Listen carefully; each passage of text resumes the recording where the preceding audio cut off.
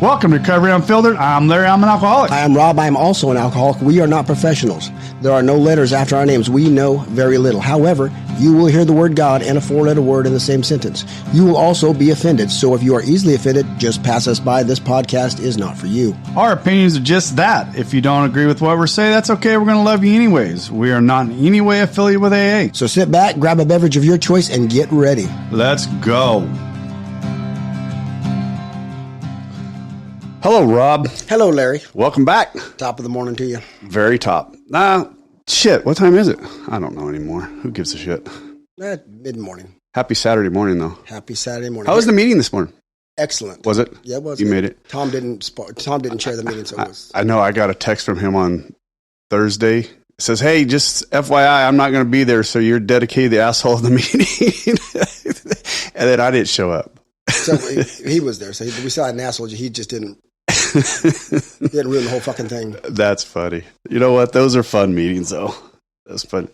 Our friends Matt and Mary took over the Friday night meeting. Yes, they did. I was there that night. Last night, it was good. You know, Matt's still his bashful self, but he actually came out of his shell a little bit more.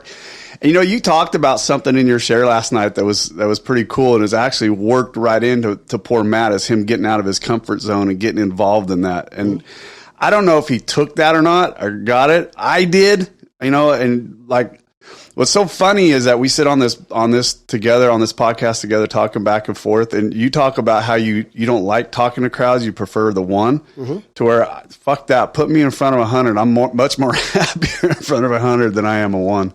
Well, because that's where I feel I'm gifted.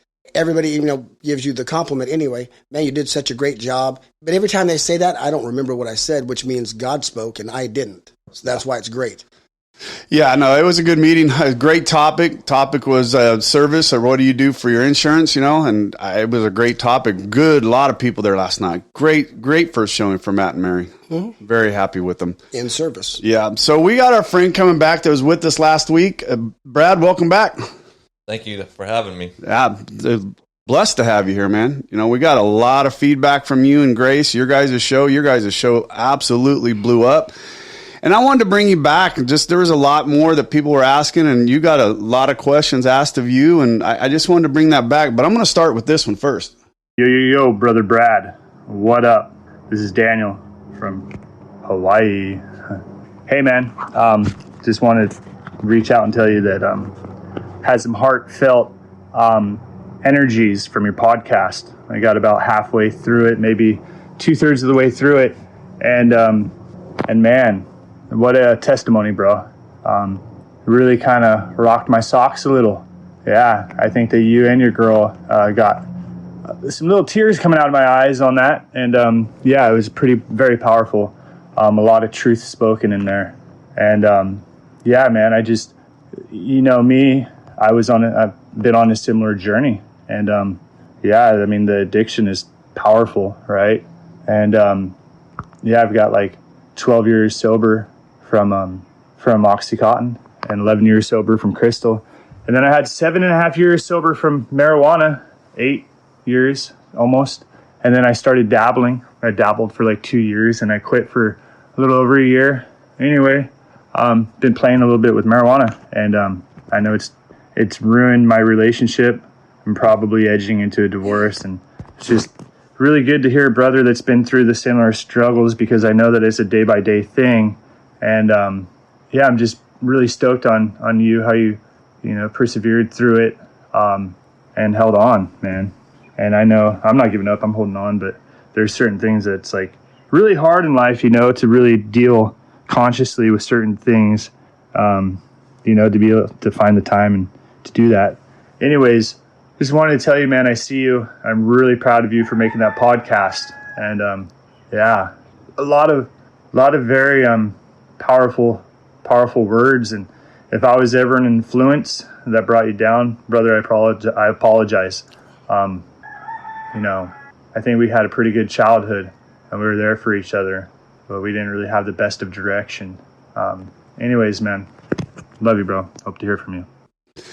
So you sent that to me. I'm going to say it was like Wednesday dropped Wednesday, probably Thursday or Friday. And that just really hit me. So I put it on and I cleaned it up. Tell us a little bit about that guy.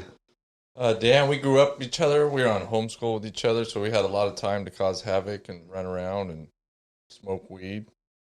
How old were you? I think then we were probably 16. Yeah. I knew him for a long time. We skateboarded a lot together.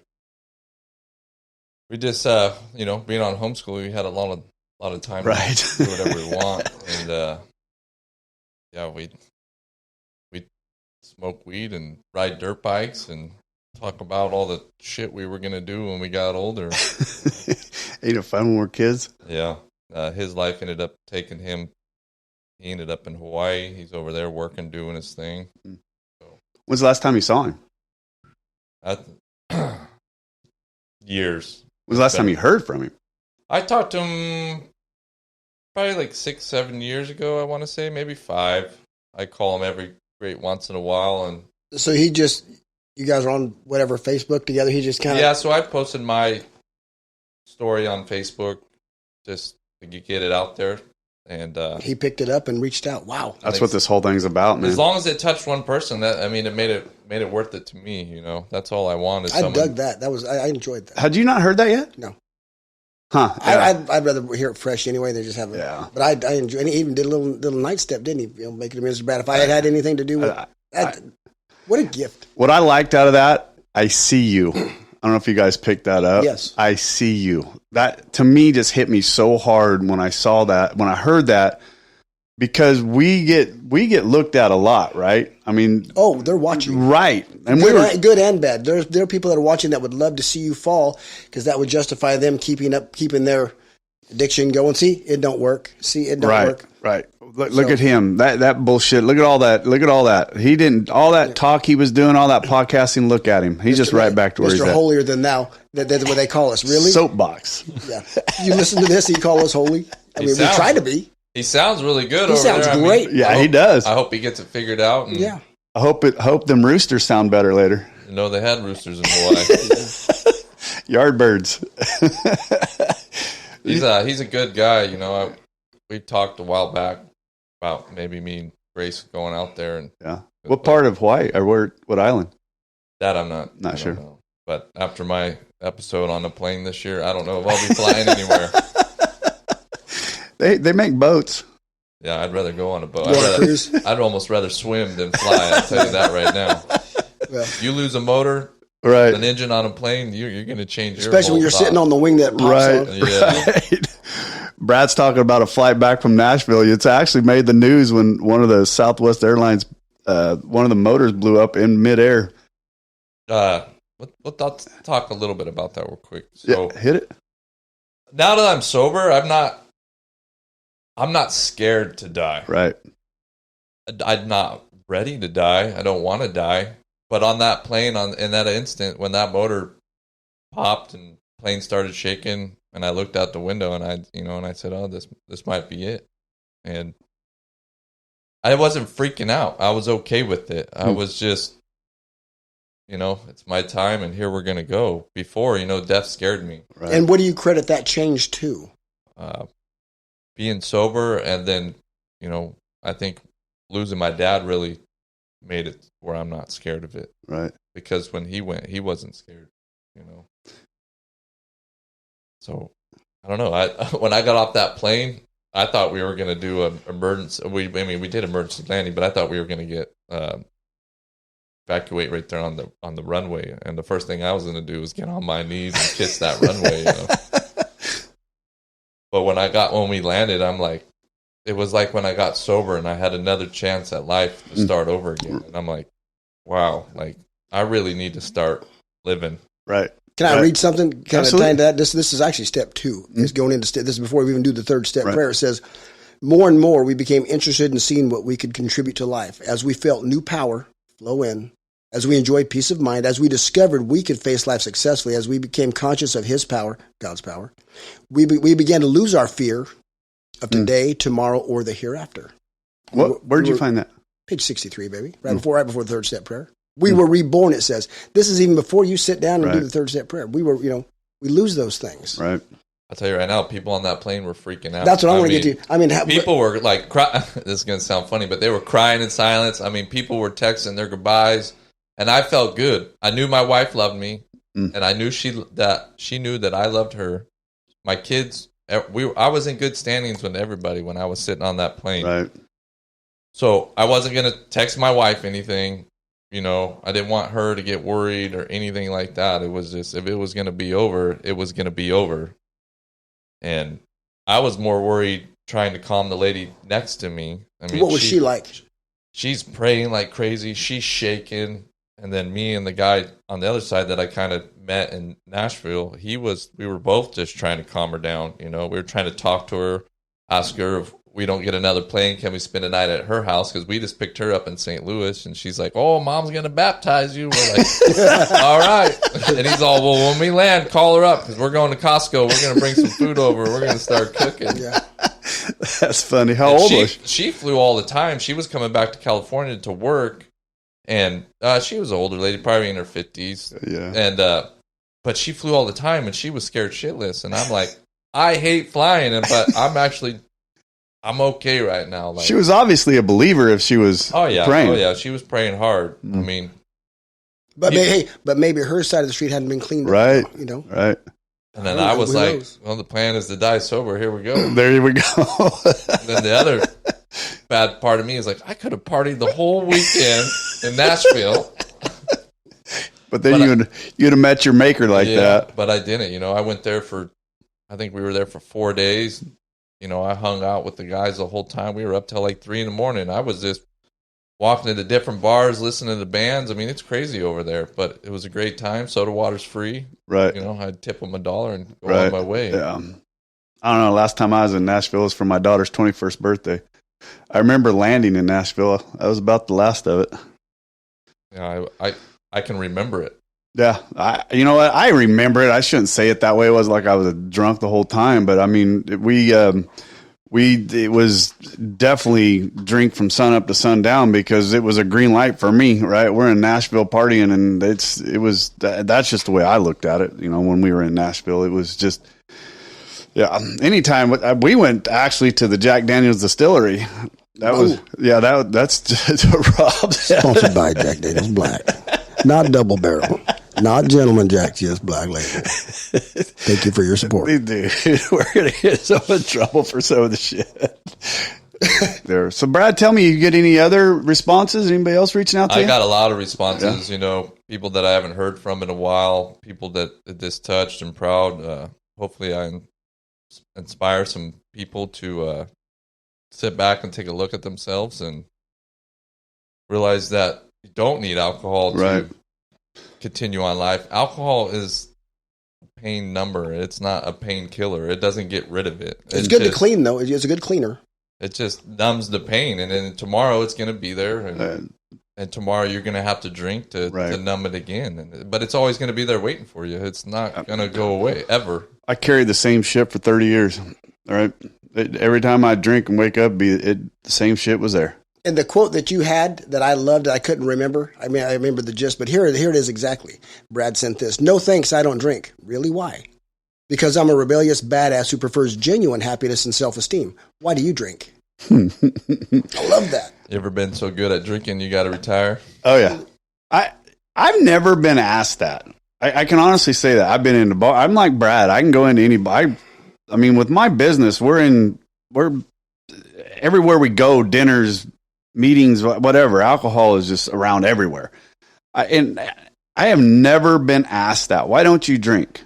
I don't know why. I just haven't been asked. My sobriety was so public, when I left. Me too. Everybody knew it. So I got it on my arms. Yeah. So I've been asked quite a few times. And then, a lot of people, I didn't know you had a problem. We're that good. Yeah. We heard that. Maybe you're drinking more than me. Maybe my alcoholism hid. Well, you heard the story. We like to surround ourselves with people who drink like we did so we can fit in, and we have to find, when it gets worse, you find different crowds that... Yeah, I remember having parties when I got sober, and people would show up to my house, and they wouldn't bring any alcohol. Because they're afraid. What are you doing? They're like, oh, well, you don't drink. I said, that's my problem. My My problem. I don't drink. You guys can bring alcohol. I mean, I respect you for respecting me, but it's okay. You guys can still have a great time. I'm going to have a good time. I'm not going to be stupid, drunk, falling over, saying shit. Like, we're going to have a good time. And I'm going to be up at 6 a.m. tomorrow wanting to go do something. Yeah, exactly. Like, the only difference is it ain't for free in the refrigerator anymore. Like, bring your own shit. You know, nobody outside my house knew I had a problem, though. I mean, it was not something that was broadcasted. I didn't see anybody at home Right. towards the end. Home, work, drink, Right. That's sleep, it. home. I was only causing havoc under my roof, Right. in my family, you know, with my wife and my kids, you know, not being, you know, with my brother, you know, going back and forth with him because, you know, he really cares for me, loves me. He don't want to see me that way because Right. he's not that way. Right. You know, he didn't teach me to be like that. You know, it's interesting when I did get sober and I had a chance to talk to my brother and my sister and my dad and talk to them about my drinking. I mean, they knew that I drank a lot of beer, right? I mean, that was just common. Everybody knew Larry drank a lot of beer. I mean, that boy puts away the beer. But when the whiskey is when my drinking turned bad, and I only did that in private, hidden from just about everybody inside this house. The whiskey that I would put inside my beer to hide the whiskey because the beer stopped doing the trick. That's when it got bad. If you're going to pour it in your beer, why wouldn't you just drink it and then have your beer? I don't know. I was a fucking alcoholic. None of us were sane. I could never pour those two together. That's like what the guy poured. He poured the whiskey in the milk. In the milk? Yeah, like come on. I used to use Jack Daniels and Gatorade for insanity. I would have to take, if I was going to go down that route, I would have to take the shot and then maybe take some milk. But I didn't like chasing my shot. I like the feeling of it going down and that. Oh, I would still take shots. You're missing the point. I would take shots out in the garage, put some inside my beer, and then put it back in my toolbox, or put it back wherever I was hiding it. Well, I was using the beer to. I love the hide part. Why the heck do we hide it? I mean, because there comes times I was getting rationed, but we hide it. You want to hear something stupid, Rob? I hide my Copenhagen from my wife still every once in a while. Why? I don't know. It's dumb. I know why. Uh-huh. I know why we hid it because we were ashamed. Subconsciously or consciously, we're ashamed, so we hide it, even though we get in that deep spot. We know what we're doing is wrong. I only started hiding it right there at the end, and that was when I was starting to admit, like barely admitting to myself that I might have a problem, and I caught myself putting it in the garage. That way, if I went outside and smoked a cigarette, I could take a couple pulls and then go back on the house, and then I could take some shots with hers. You wouldn't know that I'm already, 4 or 5 ahead of her. Right. I want to touch on that, Brad. Hold on a second. I gotta tell our audience right now that we've been talking about behind the scenes and how Rob and I are kind of getting better at this with the audio and this and that, and how Rob and I talk over each other. And as you were telling that story just then, Rob's over there, his head's about ready to explode because he's trying to jump over. But you see how he waits patiently? Oh, fuck you. He was over there doing this. He was dancing around. Poor Grace was here, but you asked Grace a question and then you want to talk on top of her. Bad. I'm bad. But I do that, Larry, for Sue.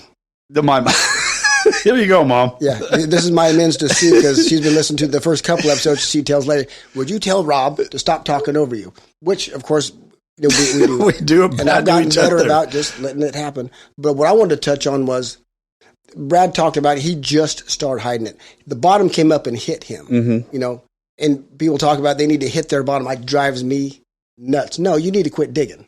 You hit your bottom when you put the shovel down. That's it. Some people put their shovel down on the bottom floor. Some people in the basement. Some people on the penthouse. You had talked about people coming in. What stops people from coming in the rooms when they get to where Brad was? They just started hiding their whiskey, or they just started. They think they have a problem, but there's certain things that keep them out. Keep them out of the rooms because you can't save your face and your ass at the same time. Right. You've got to hit. You don't have to. I heard a gentleman shared the meeting today. He had to, I had to lose everything to get here. No, you didn't. No, you didn't. You chose to lose everything. That's, if that was the eventual outcome, but you didn't have to. But he says it maybe we say it the same way. Why? Right? I mean, he said he had to lose everything to get into the rooms. Mm-hmm. So for his moment of clarity, his moment that reversed his darkness was losing everything. He had been to the rooms before. Okay. He just didn't think he needed, he didn't think he needed this. He wasn't as bad as, he got in the rooms, he wasn't as bad as the people he saw. Oh. I don't think I need this. Went back out, and then eventually lost everything. But then he said, but the way he worded it, I had to lose everything to get here. No, you didn't. Right. I know what he means, but in the rooms, and in life, words mean something. Oh. Words matter, the way you phrase it. People are listening. And I'm very. Well, it's like I said before. When you get out of that hole, you don't backfill it. The more sobriety you get, you're not backfilling that hole. That hole is there. And when you jump, you're going to jump right back in there. I don't know what you're digging for. There ain't no treasure at the bottom of it. Mm-mm. You're right back in the same hole you are, and you just continue off where you left off. It's not. You might start digging real slow, but eventually you're going to get right back up. Oh, that's a great analogy. That's accurate. Like for me, when Rob was hanging around, he looked down there and said, "Hey, buddy, you don't got to do that. You don't have to. There's an easier way." Like, yeah. But you would hope people. Well, don't have to do that. Oh, for me, I had to, watch my wife and kids walk out the door. That's. But you said a minute ago that you started to recognize that you were having a problem before that. But recognize it, I didn't want to admit it. No, for sure, yeah. Well, my wife, no alcoholic wants to be called an alcoholic. Well, my wife would call me an alcoholic. Well, okay, we'll stand by. I'll show you what an alcoholic is, and go. But that was just another excuse to get, right. Just being an asshole. And for me, I knew I was an alcoholic for the last year and a half. I was drinking. I knew I was 100%. I wasn't. Until I went to that first meeting, I wasn't. When I walked out of there, just defeated, emotional. I knew that. Yeah, I'm full blown at this point. 100% an alcoholic, and I need to stop. I wish you could remember the story. We've been going back through the book, and none of those stories are. I want to say it was Jim's story. You got to remember those. It's Jim's story. That day, that week was a very dark time. Oh yeah. And then you got to remember, I went home and No, for sure. It was Jim's story. I know the story. It was Jim's story that we read. Okay. Jim, the salesman, very successful. Yep. Right? I think it might. You're right. He was good, doing good. Didn't have a problem. He was going to use self-will. He was going to use willpower. Okay. Didn't work. I mean, it worked for a while. And then he went on a prodigious bender, came back in and said, wow, you guys, he was very successful in everything he did. That's all the stories after 164. No. This is Jim's story in the book. I think it's in. I know, but it's past the 164. It's the stories. His story is in the back, but it starts in here. It starts in the first 164? Yeah, more about alcoholism. Okay. Or there's a solution. There's Jim's story. So how about this? Here's some food for thought. Me and Grace were talking yesterday when we were talking on our way home, and she's like, if you would listen to us, to the podcast the other day, would you have changed anything when you were drinking? And I'm like, I really didn't have that. Right. But I would, maybe I would thought about it, because at that point I haven't lost anything if I listened to it at that point. And But doesn't it depend on where you are in your addiction, where you are in your alcoholism, what the depth of where you're at is going to determine whether it affects you or not. So that's where the people I would like to touch is those people that still have their families, still got things going, because there's that word yet that you. But but they're having reservations. Is that what you're saying? They're having reservations. They're kind of reaching out. Hey, Brad, I need to. I know one gentleman reached out to you. Not unless he wanted to stop, but Brad, could you help me control my drinking? Right? Yeah, I don't. So how did you answer that guy? I told him, I don't know. I can't help you control your drinking. We all tried that. That's why we are where we are, because we couldn't control our drinking. We don't go to CD meetings. So if someone wants to start that, go ahead and figure it out. CD is controlled drinking meetings. We don't, because of an alcoholic. I mean, the rub is right. The real guy wants to control and enjoy his drinking. Well, when I was controlling it, I wasn't enjoying it, and when I'm enjoying it, I was never controlling it. So there's the. But you always say it, and someone could be listening and saying, "Well, I haven't lost my family." Yet. Yet. I haven't had a DUI yet. I haven't had a domestic violence yet. Like, I haven't went to jail yet. Give us some time, boy. And that's, and now I want Brad to touch on this since he's our guest again. When you first came in, there were some times I would speak to people or I would say some things and you thought, man, he's an asshole. Not Larry, not even talking about Larry. We know Larry, but you would think that of me, the way I was coming across, the way I was speaking to these people. But now 2.5 years later, you're saying the same thing. Tell me what were you thinking and give me some examples of when you see people coming in and out, and they're not turning that light on. And I was early at that point and I'm like, fuck, he's kind of being hard on that guy. Like, you should ease up on him. He's trying to figure it out. You should be nice to the guy.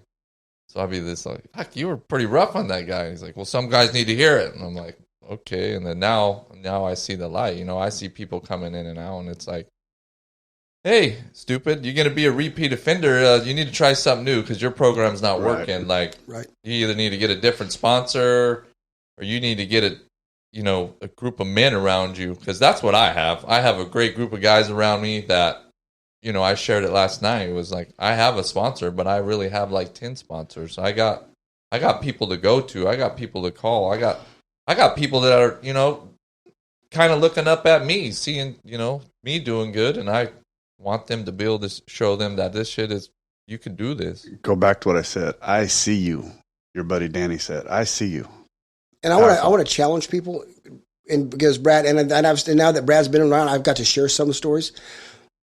And there are times when people need to hear it a different way, but you need to stand before, get in the firing lines and stand before a 6-year-old boy who knows you as Mr. Robbie, the man coming over to help his dad, right? And his dad was one of those, Brad, that didn't think he was one of us or wasn't sure, coming in and out, thinks he could do this, went and tried one more time, but in a blackout, he did some things I won't say, but to the point where the wife now divorced. If he's get visitation with the kids, it's chaperoned, right? And he's lost the job one more time. And eventually the guilt, the shame, the fear. That man ate a bullet and he ate the whole fucking thing. Killed him. Not like my other buddy who shot himself and survived. So now you're at a funeral looking at this 6-year-old boy who knows you as Mr. Robbie. Why didn't you help my father? And what do you tell that boy? I told him, and I'm not going to tell you what I told him, but I told him the truth. I did. But hold on. Now, 7 years later, that boy's 13 years old, calling someone else dad. He just started wrestling, by the way. He calls me Mr. Thomas. So you do that, and then wonder when these guys come in and out why I do. And it's not that I'm bitter. It's not that I'm jaded. Right. I'm passionate because I know where that next one can take you. Right. And go talk to this boy. Now at 13, that young man told me, thank you for telling me what you did at 6. I didn't understand it then, but I get it now. Yeah, and Brad and I talked about this a little bit last night at dinner, that I get so frustrated when I see it, and because for me, my light came on, and when it came on, I'm going to keep that. Whatever it takes to keep that light on, if I got to go out and pedal that generator around to keep that electricity flowing, to keep this light on, I'm going to fucking do it. I don't care what it takes. It's not even about the drink anymore for me, right? Because the drink is so far gone, and we've talked about that so many times. It's my peace and my serenity that I have inside of me. We were talking about this before we started recording, about the white knuckling of people that are out there that are, we were talking about a guy that had, a few years sober, but he's white knuckling it because he's not buying into the program. Why would you want to live like that? They don't know the other way. See, that right there, Rob, is what gets me frustrated and irritated. I want to take a baseball. Right. I see you. If I'm in a white knuckle it, I'm going to drink. Yeah. If I'm going to be miserable, if I'm going to be dry, I can get dry. If I'm not hitting meetings regularly, I'll find myself getting dry. Rob talked about that, last week, but I'm going to drink if I'm just going to be miserable. I'm going to tell my family I'm out of here. Right. And preach it, brother. I say it all the time. I'm going to go be miserable by myself. I've told Katie, if I'm going to go back to drinking, because Katie still has that concern, and we talked about it a little bit last week. Grace brought it up. She has, Katie says it, that they're still concerned that we aren't completely done yet. And I told Katie this. I go, look, honey, if I'm going to start drinking again, I'm going to pack a bag. I'm going to kiss you goodbye. I'm going to kiss my kids goodbye. I'm going to quit my job. I'm going to turn my keys over to my company vehicle to the owners of the company, and I'm just going to go drink. And whatever happens, happens. Because at that point, I'm giving up and I'm throwing in the towel. Well, and Brad said it perfectly. We didn't backfill that hole. No, it's still there. This is a progressive disease. Yes. You pick up right where you left Absolutely. off. And I've seen it a million times. You know what? I had some, and we've talked about this, but I was down in LA last week, and I ordered some vodka pasta out of an Italian restaurant. Hold on. You've never had it? Oh, God. Obviously not. Oh, my God. It's so fucking good. Vodka pasta. Yeah, it's a vodka sauce. And it's a vodka sauce is what it is. And it's so good. So good. Do they make a Jack Daniels version of that? They make a steak, though. Oh, yeah. But I also talked to you about that, about the different things. And that's not the same thing. It's not the same thing. And hey, but there are some people with many years of sobriety that won't touch tiramisu or fondues. That's just... But go into that. Are they spiritually fit? In my opinion? Yeah. No. Well, don't forget my opinion. What would our literature say? No. Yeah. You still have an alcohol. If you can't go down a liquor aisle, right. You still have an alcoholic mind, right. The book says. Well, do you guys have a problem? I don't. But again, I cook my fish in a beer batter. I mean, but that's how they choose to live. God bless you. Keep doing what you're doing. I can't do that. So I read a lot of pages on the internet of sobriety. I mean, I know Rob's it's not his favorite thing for people, but I did drink NAs when I quit. Non-alcoholics. Yeah, just that habit of having something in my hand when I got home and. But eventually, I told you that would. Yeah, I rarely have them anymore. I mean, I was drinking. I caught myself pounding them before I was going to leave. What are you? You're not going to catch a buzz real quick. You know what?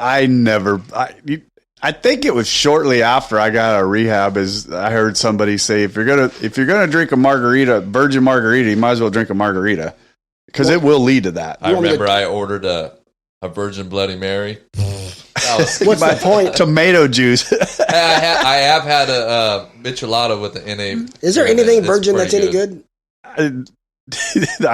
Dude, I just answered that in my head so many different ways that should come out on the podcast. Never had one. That's just my opinion. Hey, but let me, because Rob's opinion means two things. That and $5 might get you a cup of coffee, but it ain't worth shit. Assuming we are spiritually fit, right? Physically fit, spiritually, we can do all sorts of things alcoholics are not supposed to do.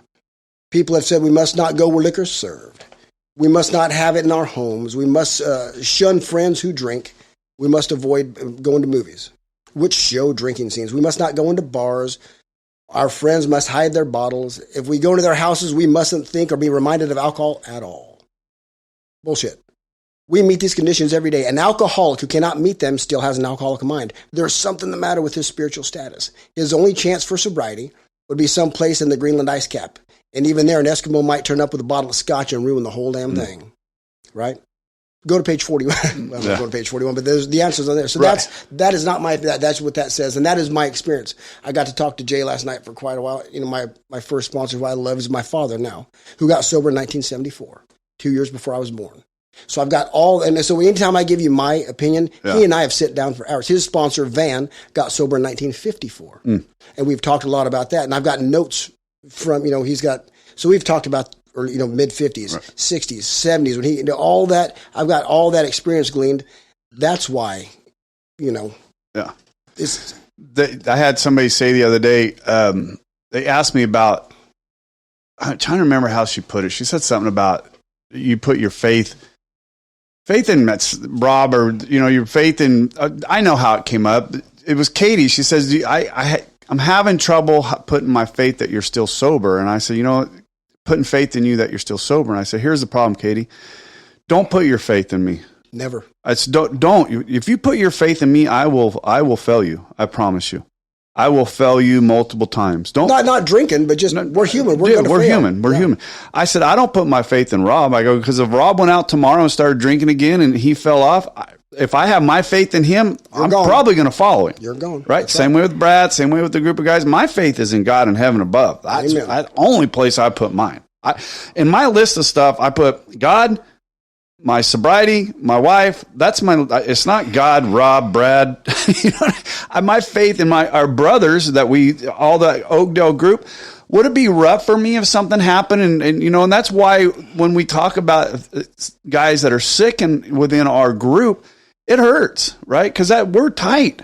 We're tight. So I hurt. I mean, it's just no different than my brother hurting or my sister hurting. And I buried enough fucking people. I'm tired of this. I don't want to see it. I don't. So when I see my brothers hurting, my natural reaction is to say, fuck you. That's my natural reaction. If you want to bang your head with that hammer and continue to bang your head, even though we've told you if you stop banging your head with that hammer, it won't hurt, and you want to continue to bang your head, go. Just continue to bang, go down, but do it somewhere else so I don't have to fucking watch you. But yeah, even though we know what's going on, it still bothers us because we love them. It hurts. And we know there's a solution. God's a solution. Right. We know the joy. Look at we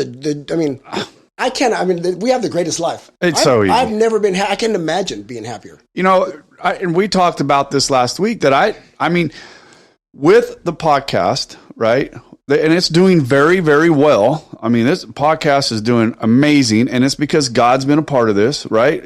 We've put God in the front seat of this the entire way, and it's doing very, very well. But I was under attack last week. The last 2 weeks, attack. And I talked to Rob. I think I even talked to Brad a little bit, and I'm pretty sure I talked to Jason. And I know I did. Just attacked. And I recognize that attack, right? I know where it's coming from, right? I know for a fact where it's coming from. And we had talked about that because we have a lot of brothers, or I shouldn't say people, when stuff like that happens, hey, Rob, the devil's after me. And I'd hold on, baby. I'm not saying we don't have an enemy. I absolutely agree. However, I can do bad all by myself. Right. I don't need him. Let's make sure, because 9 times out of 10, it's not. Right. It's you. But in your case, that was straight up. That was the devil. That was straight up attack, baby. I was a devil coming after me hard. But you know what? Comes up, where's your guys' faith? Yeah, our book teaches us, and I've said this so many times, that I learned more about God and I got closer to God when I got into AA. And when I was teaching men's Bible study. Why? I don't know, Rob. I think my mind was clearer. Action. And we've talked about that. Action. Right. And my mind was clearer. I wasn't putting faith in man at all anymore. Because we failed ourselves. Right. Everything has failed us. We had no choice. Okay, God, either you are or aren't. Either you're everything or nothing. And what does he want us? Right there. And we took action. We just didn't sit there, hey, God, open a door for me, help me. No, God hits a moving target. You got moving, you got busy. Right. Well, when my pastor, when I was heavy into teaching Bible study and this and that, when my kids were little, I'm not going to say he let me down. I mean, but I put all my faith in him. I was not. You told me you had him on a pedestal. I had him on a pedestal on top. He was everything for me. If he would have told me to jump off a bridge, I'd have jumped. Right. I mean, it's just the way I was at that time, because my faith was put in him, and in the people of the church. It wasn't in God. Right. So when that failed and that went away, I was like, screw that. And I went the other direction. And you know how many people are in the rooms of AA? How many stories have you heard in the shares? People just like that. Right. Church let him down. God let him down. No, that man did, or that woman did. Right. God had nothing to do with it. You hear people say this all the time. Well, I got a resentment with somebody in the room. What? Tell them. Talk about it. Or go pray for them. Go pray for them, but you're going to fucking let that one man put you back on a beer? I used to piss people off in the rooms on purpose because I know if they have a good, but only people that have good sponsorship, because their sponsor's going to do this. Going to take them to page 550. Trust me. Watch this. I know I'm sick, but listen.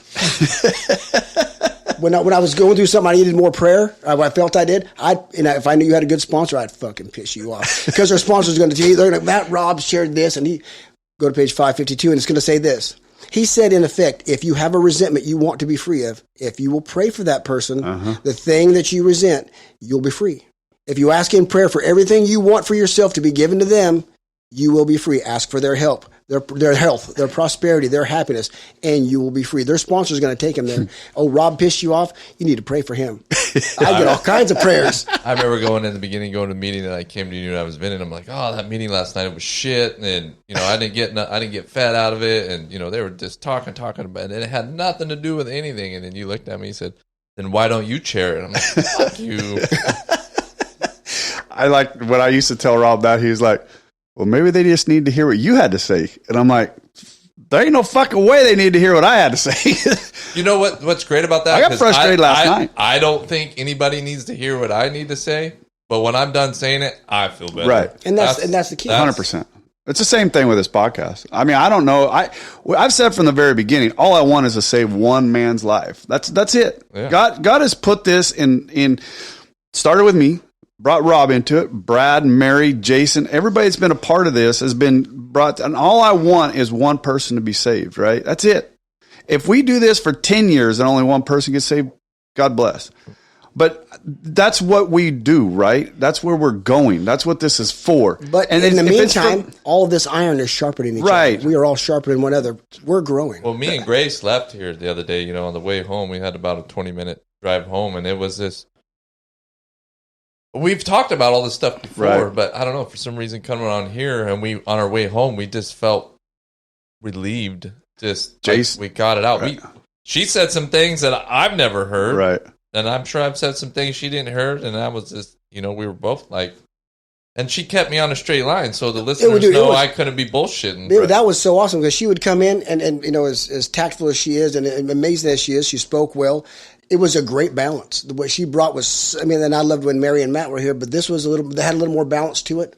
This was amazing. It was amazing. But even at meetings today, like when it comes around to me, sometimes I'm like, oh fuck, I hope we run out of time, and I don't have to speak, or when it's kind of going in that line, where people aren't calling any me, because I know you fuckers are in the room. I know if one of you get called, the whole group's going to get fucking called on. Do you think those people in the meeting know that? Don't call on Rob, Larry, Brad, because them fuckers will just start calling on each other. I think it's awesome when we all get, because we're all happy. We're all eager. Right. Now, I think in my 2.5 years, I've been to quite a few meetings, but I've maybe passed once. And even if it's this, I had a couple sentences to say, I got it out there, and I've gotten better at it. I still don't think people want to hear what I have to say, but I say something. But now I see myself being like Rob. When I see a guy in there just fucking defeated, and he's been in there a few times, I'm like, hey, repeat offender, huh? Fucking figure it. Like, I'm like Rob now. Some he needs something. He needs some kind of hard love, And again, I don't call it tough love. I just call it love.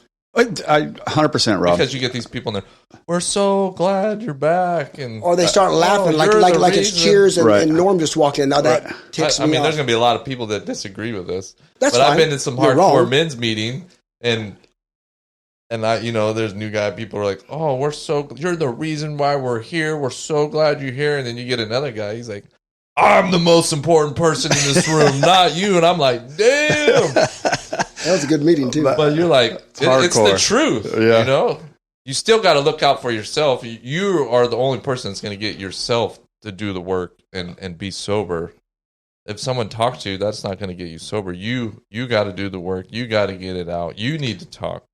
One of the things I learned early in it, I was frustrated last night because that meeting was so big, right? Right.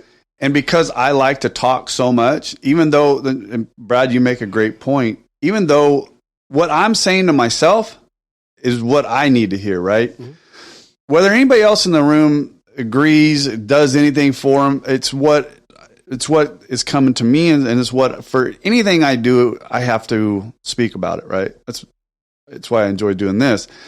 But normally, like in a big room like that, when I don't know if I'm going to have a chance to talk and blah, blah, blah, I'll get a piece of paper and I'll start writing down what I want to share, right? I'm going to write it down, because when I first started in there, if I'd be like, I got to talk. And then when they wouldn't call on me, I would just be, I've been doing that before, looking at time. Well, these fuckers need to shorten it up. It's my turn. Right? Yeah. But what I've learned is if I start writing that down, if I start kind of gauging the room and going, I'm not going to get a chance, I'm just going to write this shit down, and I'll put it, and if I go through my book, you'll see notes in my books on little pieces of paper. And it's because I knew I wasn't going to have a chance to talk. So I write it down. And if I don't get called on, I don't get called on. Then I'm perfectly fine, because I got out what I needed to get out. And last night in the meeting, I started reading something that I wrote a long time ago, and it was about fear, right? And it starts talking about my fear of not being called on in a meeting. I'll show it to you. But how awesome is that? If that's one fear you've got, it is. You're doing pretty damn good. I want to talk. You know what? I may not, what I say may not make a damn sense to you. And there's been times I've walked out of a meeting and go, that sounded fucking retarded, Larry. But this is me. This is who I am. And I'm okay with that. But that's what it's all about. I'm okay with that now. It's all about you getting it out. Right. My problem is I'll sit there and be like, I'm going to say this and I'm going to say that, and it's going to be great. Then I'm just going to throw a little joke in there to make people laugh, and then then it gets to you, and what happens? And then,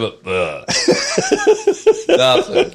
That was like all week. I was running a loader yesterday all day, and I'm like, oh, I'm going to be on the podcast tomorrow. I got this. This is going to be great and great. And if I don't take notes, I don't remember.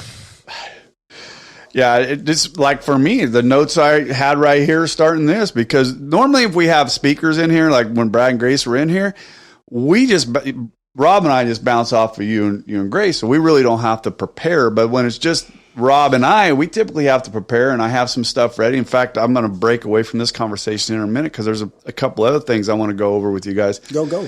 So, but yeah, I mean, these notes, I've stopped looking at these notes a long time ago because we started going. So, Brad, I want to bring something up because you sent it to me before when we asked you to come on the show, and I really do like it. Anthony Hopkins is probably one of my favorite guys in sobriety. If you get a chance to listen to any of his stuff, and you sent this to me a while back, and I want to play the whole thing. And I know we've been reading and playing stuff a lot, but this one, it means a lot, and I love this one. And then we're going to break it down a little bit and talk about it. I asked God to take my habit away. God said no. It is not for me to take away, but for you to give it up. I asked God to grant me patience. God said, no. Patience is a byproduct of tribulations. It isn't granted, it is earned. I asked God to give me happiness. God said, no. I give you blessings, happiness is up to you. I asked God to spare me pain. God said, no. Suffering draws you apart from worldly cares and brings you closer to me. I asked God to make my spirit grow. God said, no. You must grow on your own, but I will prune you to make you fruitful. I asked for all things that I might enjoy in life.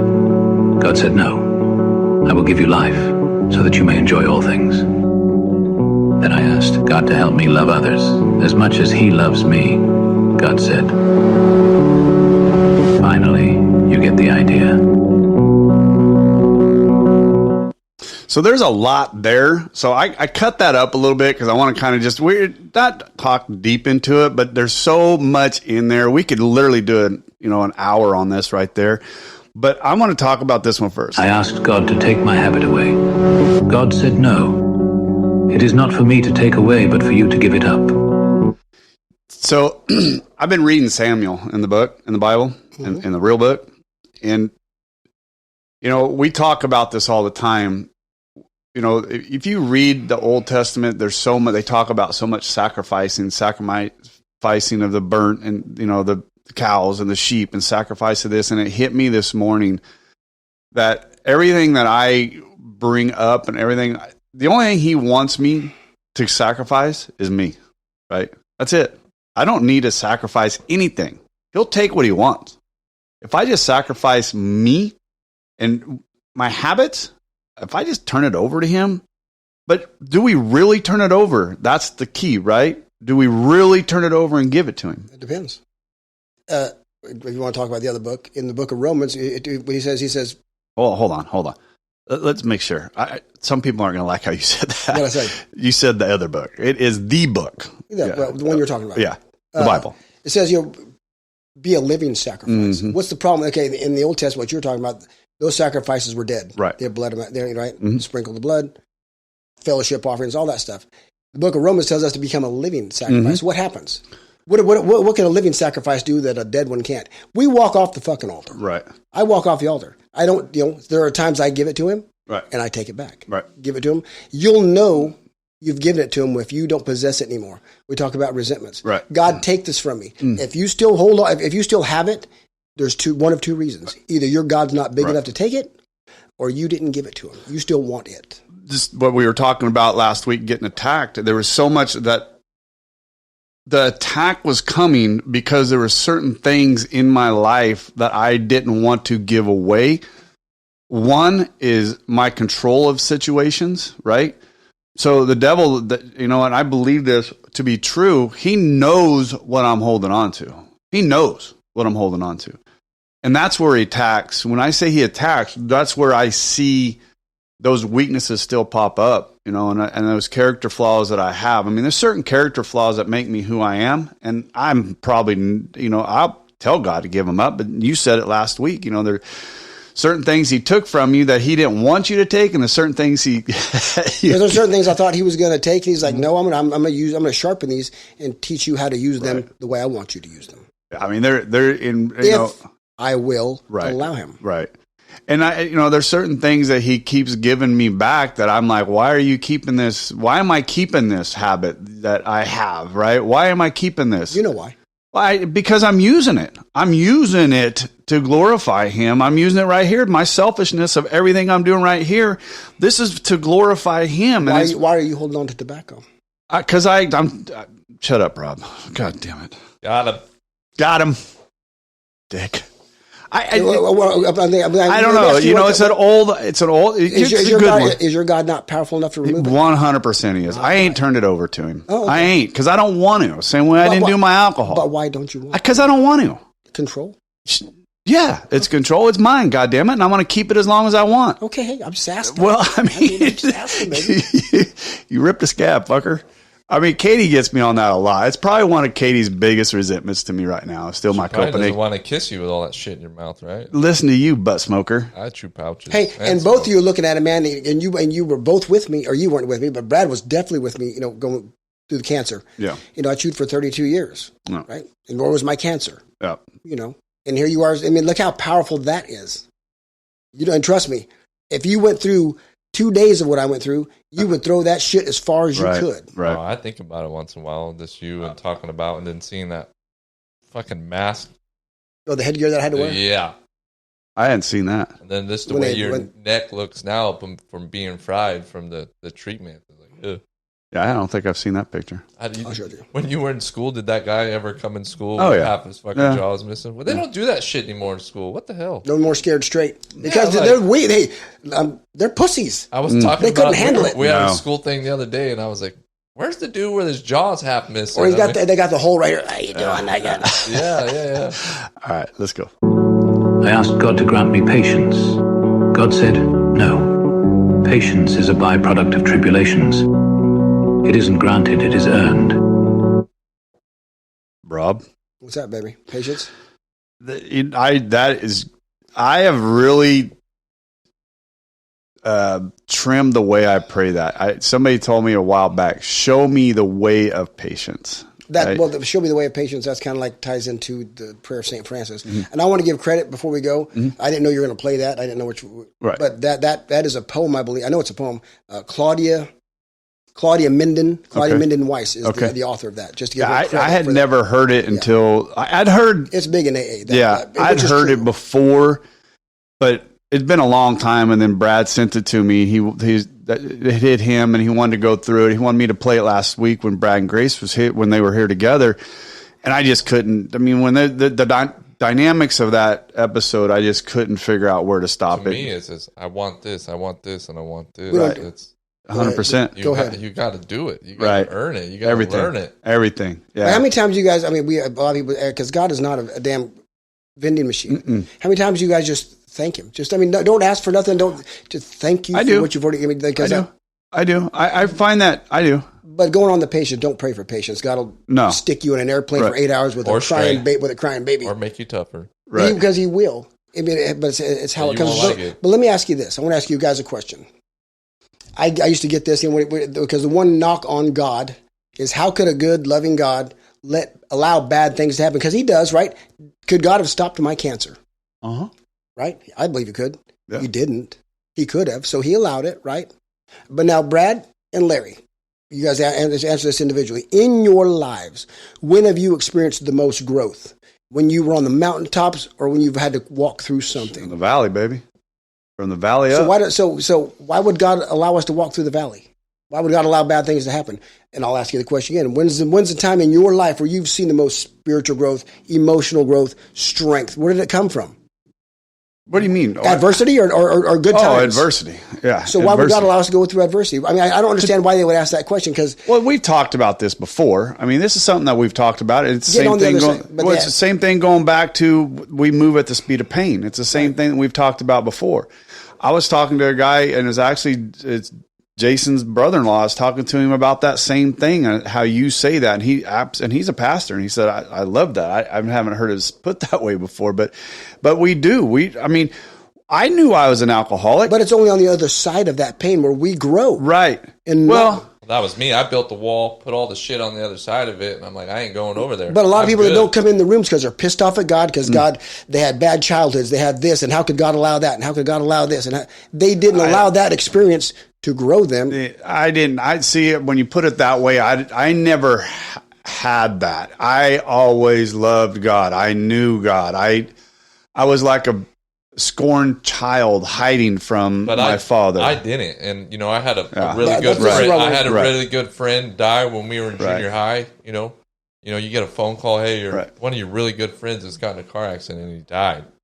Like you're over his house all the time, spending nights just doing stupid shit, doorbell ditching, smoking cigarettes in the house. Retards. Right. You're never gonna get caught doing that. My sister. My grandparents went quick. Just a lot of death, crazy stuff. So I had that. Yeah. Why? Like your God's so great, but why is He taking all these things from me? Like, why do I live in a home that's tough to overcome. where the wheels are still fucking underneath it? Right. And my parents are doing what they're doing. Like, why? Yeah. Why? I lost a very good friend the summer between my sophomore and junior year, Doug Holloway. He died with another good friend of ours that was in there, and it was my first taste of death as a young person dying, right? And it was brutal, and we struggled with that for a long time. And he was such a good guy, and watching his dad, and then his dad and my dad were good friends, and watching him. His younger brother was my age, Tim, and he really struggled with his brother being killed.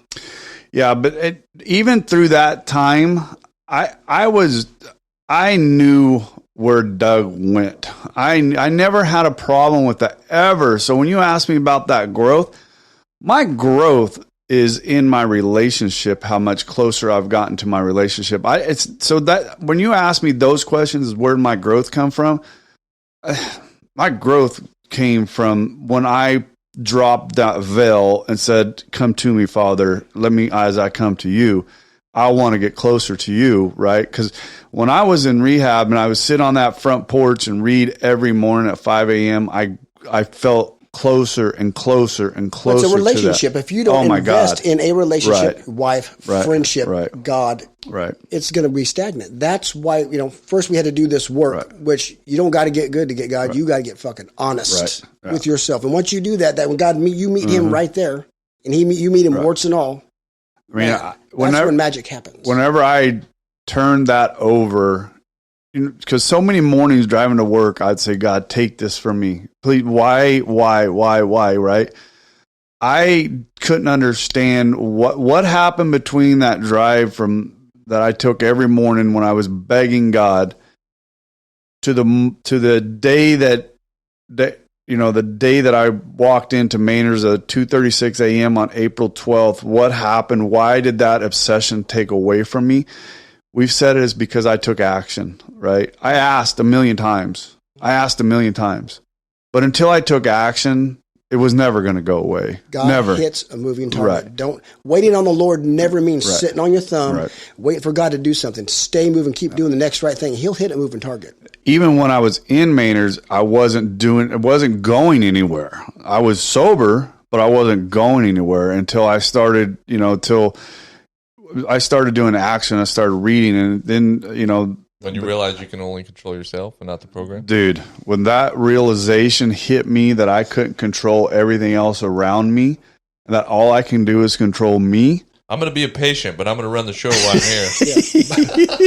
Let me tell you what you're doing wrong. Yeah, poor Shauna. For me is when I got sober. This last 2.5 years is, I've grown more in this than I think I did in the first 36 years of my life. Oh, yeah. Oh, I know. thought I grew up. I thought I had it figured out. And then now it's like, I got a long ways to go. I'm learning every day. And even his crew. I mean, because I go around, talk to him. How's Brad doing?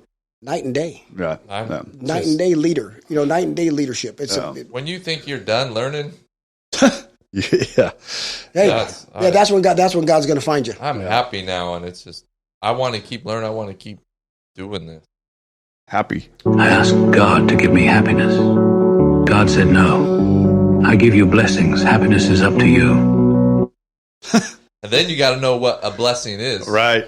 A blessing ain't a new truck. I mean, it is, but there's the smallest things in life. Right. Waking up today was a blessing. Opening your eyes was a blessing. I didn't come to. I woke up. Right. Taking my son to go get football pictures. Right. It's a blessing. Amen. Sometimes things might be a burden, but things are blessings, I say this. What Rob says it all the time. You get to. Right. You get to do these things. We don't have to. Get to go to work. Wow. You get to. I said that one day coming home, I got to go home and do this. I got to go home and it was something. And Rob goes, Larry, you get to. And I'm like, and it hit me. Yeah, you know what? I get to go do this. And it was something I didn't want to do. Words. Well, right. You see it in a lot of meetings because, I mean, there's people that get sober real quick and they get blessed fast. Oh. I mean, we're talking, it could be luxury things, money, job. Like people all of a sudden, they just blow up and they get a lot of blessings. And then you got that guy in the corner that sometimes I feel like that's why they're there. Right. They're like, oh, I quit drinking. I'm going to get all these things. But if you don't do the work and you don't put yourself in situations, you're not. Right. And you should only be blessed that you're sober and you get another chance at life. That different perspective that comes. Well, today in the meeting, the topic kind of came up, just putting down the bottle. Because now, what are blessings are going to come from that? Of course, you should put down the bottle. But some guys come in, they don't do the work. They put down the bottle and expect all these. I mean, that's not your problem. If you sober up a horse thief, what do you have? A horse thief? A sober horse thief. Right. He's still stealing. Right. You don't solve the problem. Right. You got to get down to causes and conditions. Putting the bottle, that's, when people come in, I need to control my drinking. Really? Why do you feel that way? Yeah. Normal people, I say normal drinkers, people that can take it or leave it alone, like we know, many that we know, they don't ever think that way. Yeah. So when you're trying to control it, you're not enjoying it. No. When you're enjoying it, you're not controlling it. But the sad thing is, we know those people. Yeah. The gentleman that's out there doing, who was coming to our meetings, can I say his name or should I? That's no. Yeah. But you know him. Oh, yeah. Where's he at? He wasn't even one of us. No. But that's what gets me, because we know the solution. We know the joy. Please don't do it the one more time. If you have a doubt, give it a shot. Yeah. And we, like I said, we talked about this earlier. That's why I get so frustrated, because that's going back to this, why this podcast started. What was my reasoning? I shouldn't say my reason, because I got a vision of it, and God hit me with it so hard. But what put me there was, I was just angry that I couldn't get somebody to understand what I was trying to say, and it's like, why are you trying to get one person to understand it when you can talk to many people to try and get many people to understand? So when I said it last night, when I'm talking to one person and that one person doesn't get it, I get frustrated with that one person, right? Right. So this is kind of open back veils on me, and I'm kind of working through this with my own brain right now, quite honestly. But when I'm talking to a mass of people, and if I get one person out of that mass of people that can understand it, and I don't have to watch those other 99 faces that don't get it, I don't get frustrated. I know I helped that one person out of that 100, and that's all I care about. And I'm okay, and I'm good with that. Right. But when I got to talk with one person and try to help them understand what this thing can do, and they just sit there with a blank stare, or they try to get me to do marriage therapy with them, and they don't want to talk about their own problems, I fucking lose it. Well, it's different tools. Fishing with a net, like you're doing, right, as opposed to me fly fishing. Right. Getting that one. Right. He's out there trying to snag them. Yeah. And there's different Carp gifts. fishing. Yeah. Get over here. Yeah. For me, it's a blessing. I know this is going to sound fucked up, but seeing people in and out is a blessing for me because it reminds me why and where I am. But that's the other side of where I need to be. Right. I need to be right here. Right. This is where I need to be. And that is the opposite side of me, how I look at it, right? I mean, if you're going in and out, bouncing in and out, motherfucker, stay out there and finish and then come back. I mean, that sounds fucking harsh, right? That's what we say, though. But I mean, I can't. But what is finished? Fuck whatever it is. Finish. It depends. Yeah. Sometimes that goes back to what, you got to lose the right thing. Sometimes they don't make it back. I don't know. That's what scares me, I mean, I've been in a group of men. We had a group of men, and he ain't here no more. And, I didn't think that was going to be something I was going to experience that fucking quick, Right. And that was over pussy. Right. Yeah. Pink or green, buddy. That's our problem. Right. And if men have a problem, it's something to do with pink or green. Money or pussy. Yeah, it's. I'm going to tell you right now. Sorry. Wait, hold on. We got to apologize. This is unfiltered. Sorry, God. Right. But that's it. Pink or green. Right. Come on. There's only two things promised in life, and that's death and taxes. Right. Both those things are going to come for you. There's no way around it. There's no way around it. That's the only thing promised in life. You can't. There's nothing else promised. Well, I'm not promised I'm going to be sober tomorrow. Yeah. But I can tell you the IRS is coming for me, and I can tell you that death is going to come. Right. That's why I don't fear it anymore. You ain't stopping it. Nope. And here's the other thing: you're not going to stop. You're not going to stop tomorrow coming. It's going to come, right? Whether we're here or not. Whether we're here or not, it's going to come. And how you approach it is how you're going to react, right? I choose to approach it in a light that is going to make me feel better. Me feeling better, if it makes you feel shitty, that ain't my fucking problem. Go call your sponsor. Right. Go fuck. I can't help you, man. This is me. Sure, it's not your problem. Sometimes you let it affect you. I do. You're right, and that's when I'm having a shitty day, and I fucking allow it. But you know what? Because you have a huge heart. But sometimes when you want the best for somebody, that's how I protect myself. Your asshole comes out in you, and that's instead of love. Right. And I've talked about I'm not the best lover, but that's. Our delivery ain't the best. No, and that's how I protect myself. It is. I mean, I had a lady at work. She's like, Brad, maybe you should work on your delivery. I'm not a comedian. I had to sit back, and I'm like, I think you're right. Even with my wife, my delivery is not that good. Oh, I'm horrible. I know. It is what it is. But here's the thing. Don't beat yourself up. I don't. Anymore. I don't. We used to. Oh, I know. You were terrible about picking up the bat. But now just be grateful that we recognize, wow, look at these flaws. Something to work on, more growth to happen, and we never looked back. No, I say it now. We wouldn't self-reflect and be like, "Oh, we were." I had to text Brad last night after I got home. I'm like, dude, I'm sorry for being a dick at dinner last night. I just was frustrated. I mean, I get that way, and sometimes I can't filter it. And when I feel it affecting my happiness, I have a problem with that, right? And then I have to check myself and go, you know what, Larry, you're just being a dick. Well, look at us. We both almost. Ran right through the lady at the Chinese restaurant. Oh, yeah. We both had to check ourselves. We walk in the Chinese restaurant, the lady's like, oh, we closed 8:30. And it's like, hold on. 8:01. Do that again. No, it's not right. Well, it's just habit. We do it. And what time was it? It was like 8:01 or something. And I'm looking at my watch, and I'm looking at the lady, and my mouth's starting to... I was ready. Grace over there. Grace hits me, because I'm like... Katie was starting to walk out. Do you want us to eat or not? Like... Yeah. She was pretty much like, you had to hurry the fuck up. And then Larry told him, well, good thing we came at the last minute. We got our food fast. Right.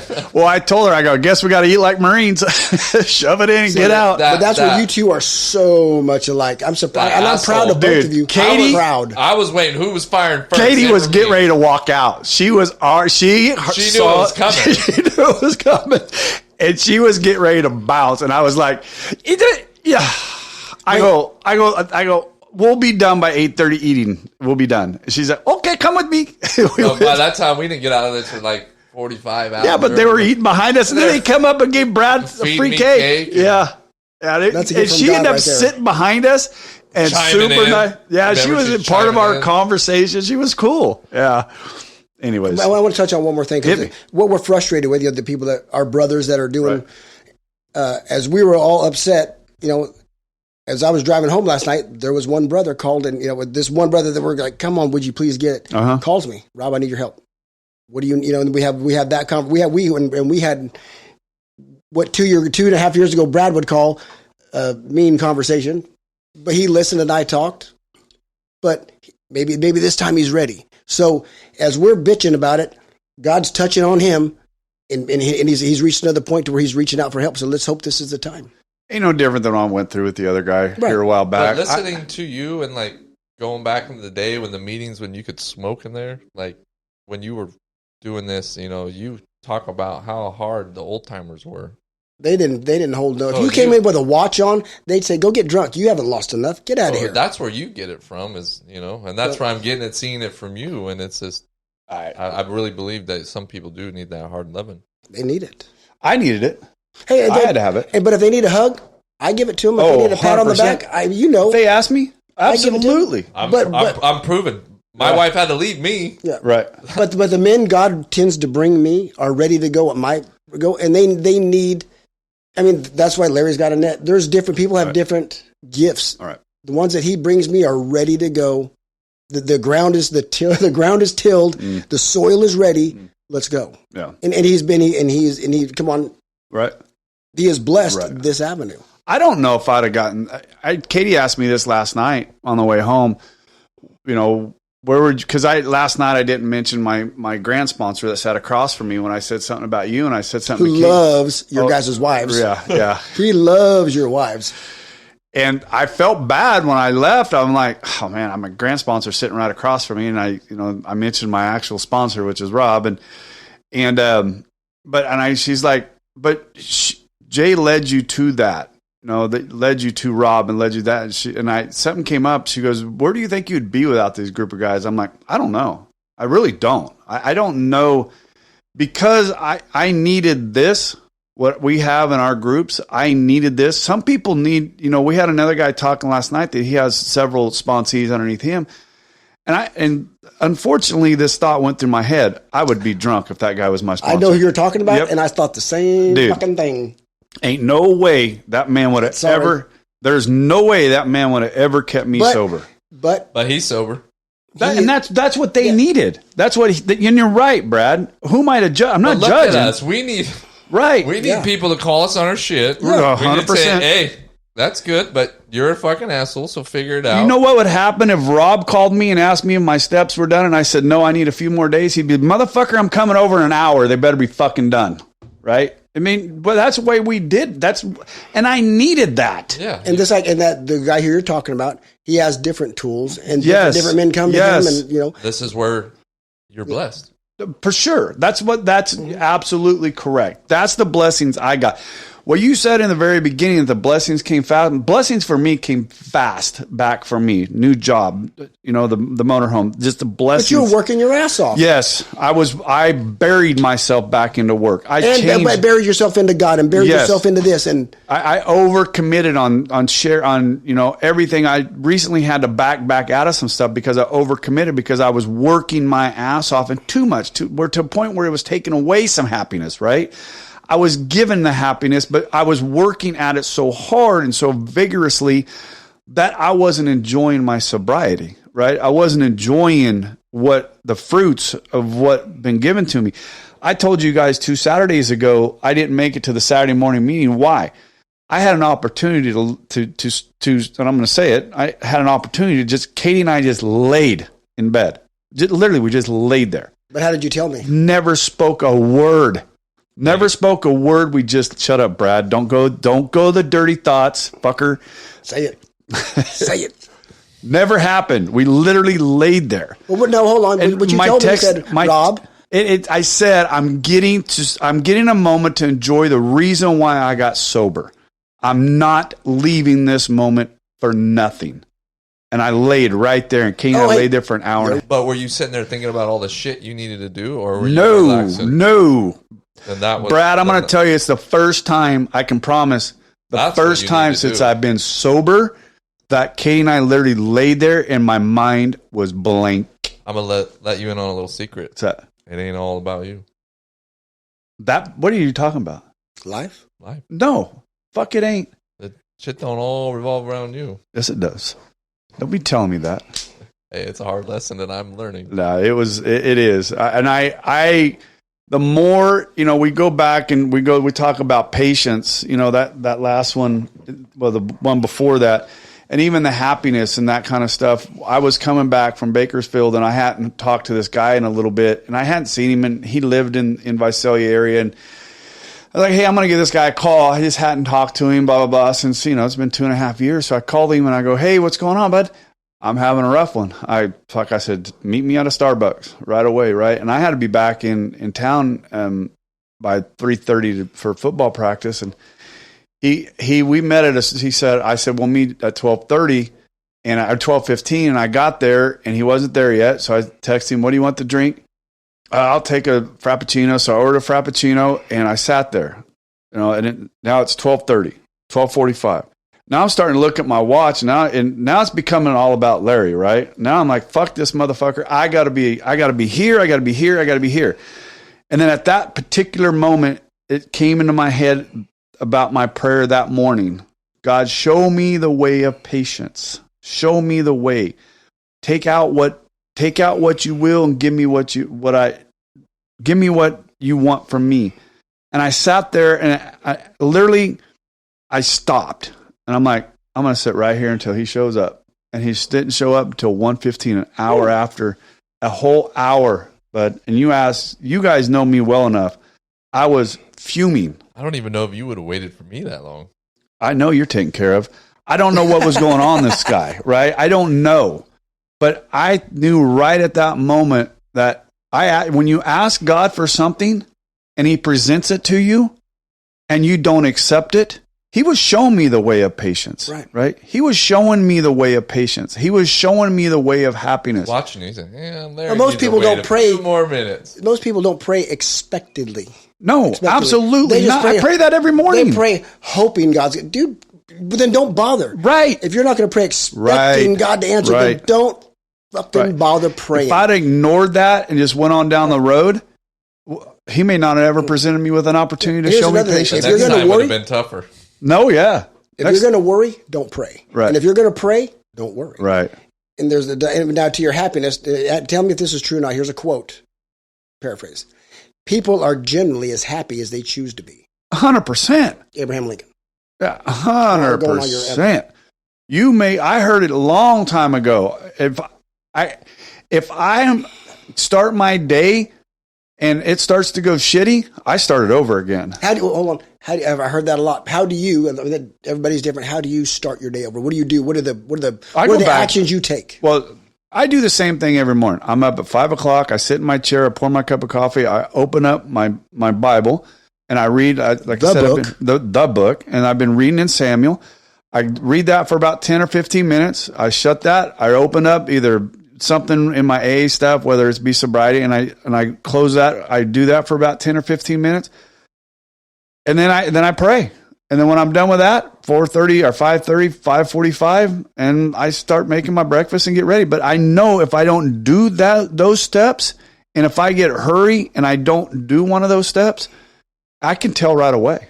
Okay, I got to start over again. At 11 o'clock, though, somebody does something. It's not water off a duck's back. Something pisses you off and you want to start your day over. What are the steps? Do you just pray? Do you read something? How do you start your day over? I just got to recheck myself and say that's not, this is being attacked at you. And I don't know, Rob. That's a good question. I don't know. Because everybody talks about it. I used to have to talk to, that's why I bounce around. I have to talk to one of my brothers. Right. What helps me the most. I don't have to.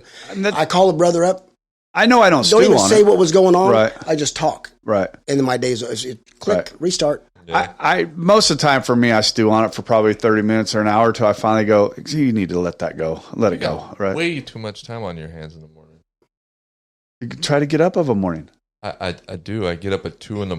and go to work, brush my teeth, and throw my clothes on, and try to fucking walk around the house like a mouse so I don't get in trouble. You need to wake up the door. You need to wake up at 1:30 and do some reading. Yeah, I don't got time for that. But the great thing about I have an hour or 50-minute drive to work. You know, I could go through my day, and I got 10 steps to go upstairs. I do have a few friends that are up that early in the morning to do what I do, and I can talk. You know, but yeah, I don't have time to get up and do. I don't know how you guys do that stuff. All right. I ask God to spare me pain. God said no. Suffering draws you apart from worldly cares and brings you closer to me. Speak it. Well, that's it. That's what I was asking. Right. And the reason I asked that before, because when I've been blessed to sit down, I'm going to talk slower, with a lot of men. Number 1, 2, a lot of times on their resentments, and this is men, we the men, whether they were raised in the church, agnostic, doesn't matter. The top 1 or 2 resentments are God or higher, with the God that they were taught, which is 9 times out of 10 wrong. And their number 1 or 2 resentment is this: why did God allow pain? Right. It draws you. If you allow it, it draws you near to Him. Right. That is our growth. But if you don't allow it, it just hurts. Right. And it pushes you away from God. So I love that part. And that's it. That's where I'm at right now, Where? All of this has drawn me closer because, I'm a believer, but I'm not like my wife, Right. She was raised in it and I wasn't. And now, like I've said it before, if I believe in aliens, I got to believe in God, right? Right. I said that last night. Yeah. But it has drawn me a lot closer. I'm not the hugest prayer. I've never been a person to ask for things, I'm all about praying for other people, because at my point in my life right now, I drank all my blessings away. I was given, I was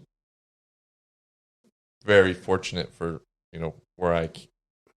where me and Grace got each other in life, and then I just started drinking all my blessings away, and now I got to get them back. Like I'm getting back what I used to have, and then some. Yeah, but it's drawing me closer to God. But I will tell you, if I walked into that room and it was God, God, God, God, God.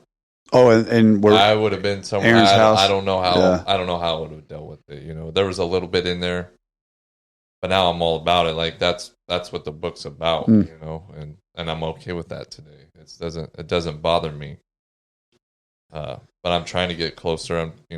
We go to church here and there, and I'm trying to learn more about it. My wife knows it very well, and I started going to a men's Bible study here and there, and then I would learn some things, and I'd go home and then have her really tell me in layman's terms so I can understand it better. I can't understand the Bible when I read it. I could get a little bit out of it, but let me tell you how surprising that was. I happened to see him.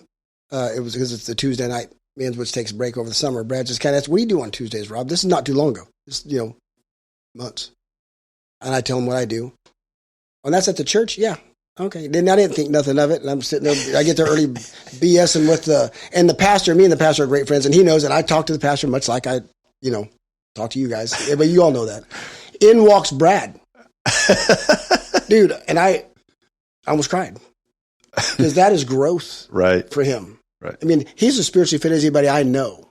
Oh, he is. He is. Yeah. It's awesome. But watching his journey and taking that initiative, and he walks right in, sits down, and just jumps right in. It was. That's the joy, and that's why I get frustrated with people. You're watching this. You see. I mean, it's not. Now let me ask you guys again. Do you? I mean, look at remember the work we put into staying drunk and loaded, right? The planning. Oh boy. And they say, wow, if you just put half the effort into your sobriety as you did into that, amazing. Is that accurate? I don't even know if you have to put half. Saying, that's what my question is. That how accurate is that? Revolved around that next drink. Right. I got to get out of here. I got to get home. Planning. I can only have 2 here. Probably still get a DUI if I get pulled over. Right. That's this stupid drinking. And then I get home and it's on. And then when it's on, then I might drive somewhere else. The shit part about the last probably 4 or 5 months of mine is I got the shakes so bad. The shakes so bad that if I didn't when you were getting sober? No, he's so drunk. No, when I was still drinking. But I would get this if I didn't. Tank was empty. Oh yeah, dude, I would wake up in the middle of the night just pouring sweats and shaking so bad that I don't even know how Katie was sleeping. I was shaking so bad. But good God, the amount of work it took for me to know if I had enough to get through the night to get me through till 6 o'clock the next morning. That allocating that timing in my head to know, okay, I'm going to go to sleep at 9, about 11:30, 12 o'clock. I'm going to be waking up. Katie's just going to be going to sleep. Dude, the calculations. But the mental energy we spend. Oh my God. I wonder why we're tired all the time. You're just burning up energy, mind fucking ourselves. Oh my God. It was brutal. I go back. Final. Final. I never had one. I never had. I hear people say that. No, I had the same just because we'd be somewhere. But I told, final, babe, and then final was final. First time I heard that was about a year and a half after I was sober in a meeting, and he was sitting there and he goes, "Yeah, we was going up to the room last night, and I told Brian just wanted a final." I'm like, final? What the fuck's a final? Oh, just the very last one. You're gonna go to bed. I'm like, fuck, I don't know. I didn't know that because I never had a final. Fuck. I mean, I just got to where I was drinking 24 hours a day. My final was April 12th, 2:36 a.m. That was my final. I never got the shakes. Oh, bud. But I never woke up 1, 2 in the morning either and needed to have a shot. Colds, the sweats. Oh, my God. But just remember, every alcoholic's different. Oh, yeah, I would wake up. Because you don't wake up at 1 in the morning. That's right, buddy. Right. My biggest thing was, I don't drink vodka. Back in the day, like real hardcore. Just Fireball. Yeah. Fuck, here we go. Real hardcore drunks were vodka drinkers. That's when they end up. That was shit. If you could drink that. You know who trips me out? The binge drinkers. The ones that would go 2-3 months, would dry, then they'd have, then of course the book takes over. They'd have that one drink, phenomenon of craving takes over, then they're off. The binge drinker would throw me off. Right. That one guy, he's like, I come in here for a month, then I go drink for a month, then I go back out for a month, then I come in for a month. And he's talking about puking his guts out all like this sicker and shit. I'm like, how could you do that? I did. Why? You weren't a binge drinker. No. But every Monday, because I would drink all Sunday, right? And every Monday, because I wouldn't like Brad, the job, I wouldn't get up in the morning to drink. Couldn't on Monday, right? And I'd be dry heaving, puking all Monday. Just tell him I'm never going to do this again. Yeah, but you did it every day. This guy was doing it. Oh, he was binging. Every other. He'd go 1 month sober, 1 month drunk, 1 month sober. I don't know how you do that. Wow. Yeah, impressive. A disease. I asked God to make my spirit grow. God said, no, you must grow on your own, but I will prune you to make you fruitful. I think that one means the most to me. Why? I will prune you to be fruitful. Mm-hmm. Well, that ties into the one before that with pain. I feel like that's where I'm at right now. But why is he going to prune you? Here's the, I don't know, for me it's like, here's the way, but you need to grow. Like, if you prune something, it's going to grow better. And it's going to bear good fruit. It's going to bear more fruit. Yeah. And that's what we are. I mean, because you're going to, in your life, the good book tells us, the other book, right? Tells us you're going to bear fruit. Oh, yeah. Are you going to bear good fruit? Or are you going to bear bad fruit? But you are going to bear fruit. I say it all the time. I was grown. I was a man. I had it figured out. Now it's time to prune that back and grow again. But be better this time. Think about an ungroomed rose bush, right? Right. It looks horrible. It's still a rose bush, right? It's got pretty roses that come in it, but it's an ugly son of a bitch. But not as many as it could have if it was pruned right. And that's where you talk about going to God with your open hands. Right. Take what you, but take it. Come on, sometimes the blows from God's chisel fucking hurt. Oh, bud. Yeah, there's still parts of me that I'm just sorry about the F word. It's sponsored by Fireball. I got to do better. Katie keeps telling me, Larry, you got to cut back on the F bombs. Sorry, I need to work on it. It's bad, but one thing at a time. Yeah. Let me work on. Hey, get rid of the Copenhagen first. She'll be happy. Then we'll work on and then you and I will work on the F bombs. Okay. That's the one thing. But there's certain things that I'm holding on to that I feel, and this is the shitty way to look at them, makes my personality, makes me who I am. So, and that's a shitty way to look at it, right? Yeah. It is, because what I'm doing is making an excuse to keep what I got. Same way as making an excuse for my drinking. Still the same. It's still the same excuses. I'm holding on to this because it makes me the man I am. Bullshit. That ain't the way I react to people is not how the man I am. That's not. Do you want to be the man you are, the man God? I want to be the man God makes me. That's what I want to be. Then allow him to prove that if he wants to. You said that right there. Allow him to do it. Yeah. And I just have it, right? There's certain things, like I said, I open up my hands and I say, God, take it. Oh, wait a minute. Hold on. Let me have that one back. You got that back. Let me have that one back. I'll give you that one tomorrow. I'm going to need that today on my 10 o'clock meeting. I'm going to need that one. Well, that's me. I let him in the passenger seat. Right. I let him hold the map. But I'm still fucking driving. Right. I'm not ready yet. That's where I'm getting better at this. Tomorrow. But before he wasn't even in the car, was he? Right. live life on life's terms. Just tomorrow, let him have the it foot. wasn't in the car, that's for sure. Tomorrow, let him put the foot on the brake, and you keep your foot on the I throttle. might stop and roll the window down and see what he's doing, but but that's huge for me. You know, not growing up with any of that. No, I took this all upon myself. you were going to say something wrong. No. Oh. I asked for all things that I might enjoy in life. God said, no, I will give you life so that you may enjoy all things. Life. That for me is like, it's time to get out there and start living. That's what we go Get back after it. That's when we go back to what we were talking about earlier about the dry drunk. The guy that he buys a portion of this program that's keeping him from drinking. He does just enough, Right. maybe to get the heat off. But he's not digging into the program. And until I dug into this program, you know, and Brad, you were with me the first 3 or 4 months before we gave into the program. I was miserable. I was hating everything around me. And when that one girl in the back of the room, and I'm going to say this, that's once again, that moment of something that reversed that was that girl in the back of the room that said, I heard myself laugh for the first time. And I was like, oh, what? And the more I thought about that, the more I was like, I got to stop. I'm sober. I'm enjoying this. This is what God's given. And after that, I mean, I still have shitty days. Don't get me wrong. Do you? Yes. Or do you just have hard days? I don't know what you want to call them. Call them hard, call them shitty, call them whatever. I have days that I'd never do a poor me shit. I can tell you that. I haven't had a poor me moment for fucking years because it drives me fucking nuts. There goes the F-bomb again. I'm sorry, Mom. That's all right. Katie, I'm sorry about that. But I mean, I don't know if you call them shitty, hard. Fuck, I don't know. It is what it is. You get through it and you live for another day. I said this to somebody the other day. Somebody asked, how's it going, coach? One of the players. I said, hey, another day in the bonus round, baby. Here we go. And he looked at me, he goes, bonus round? I go, hey, we're alive, baby. And you know what? That's the way I look at it. You know, it's another day. Well, I know when I get older and I'm retired and I'm sitting at my house or out on my porch, I don't want to look back and be like, I wish I would have done that. Right. I wish I would have done that. When I'm at a point in my life where I'm, you know, it's hard getting around. Right. Or, you know, my back's finally not going to stop hurting. It's always just going Right. to be hurting. And I want to live life. I want to do those things. Yep. You know, I want to be able to still do things with my kids. And I don't want to get old and have regrets that I didn't do shit. Because we ain't getting any younger. No. I want to touch on what you just read or what we just listened to about giving you life. Mm-hmm. And God says, I'll give you life so that you can enjoy other things. Right.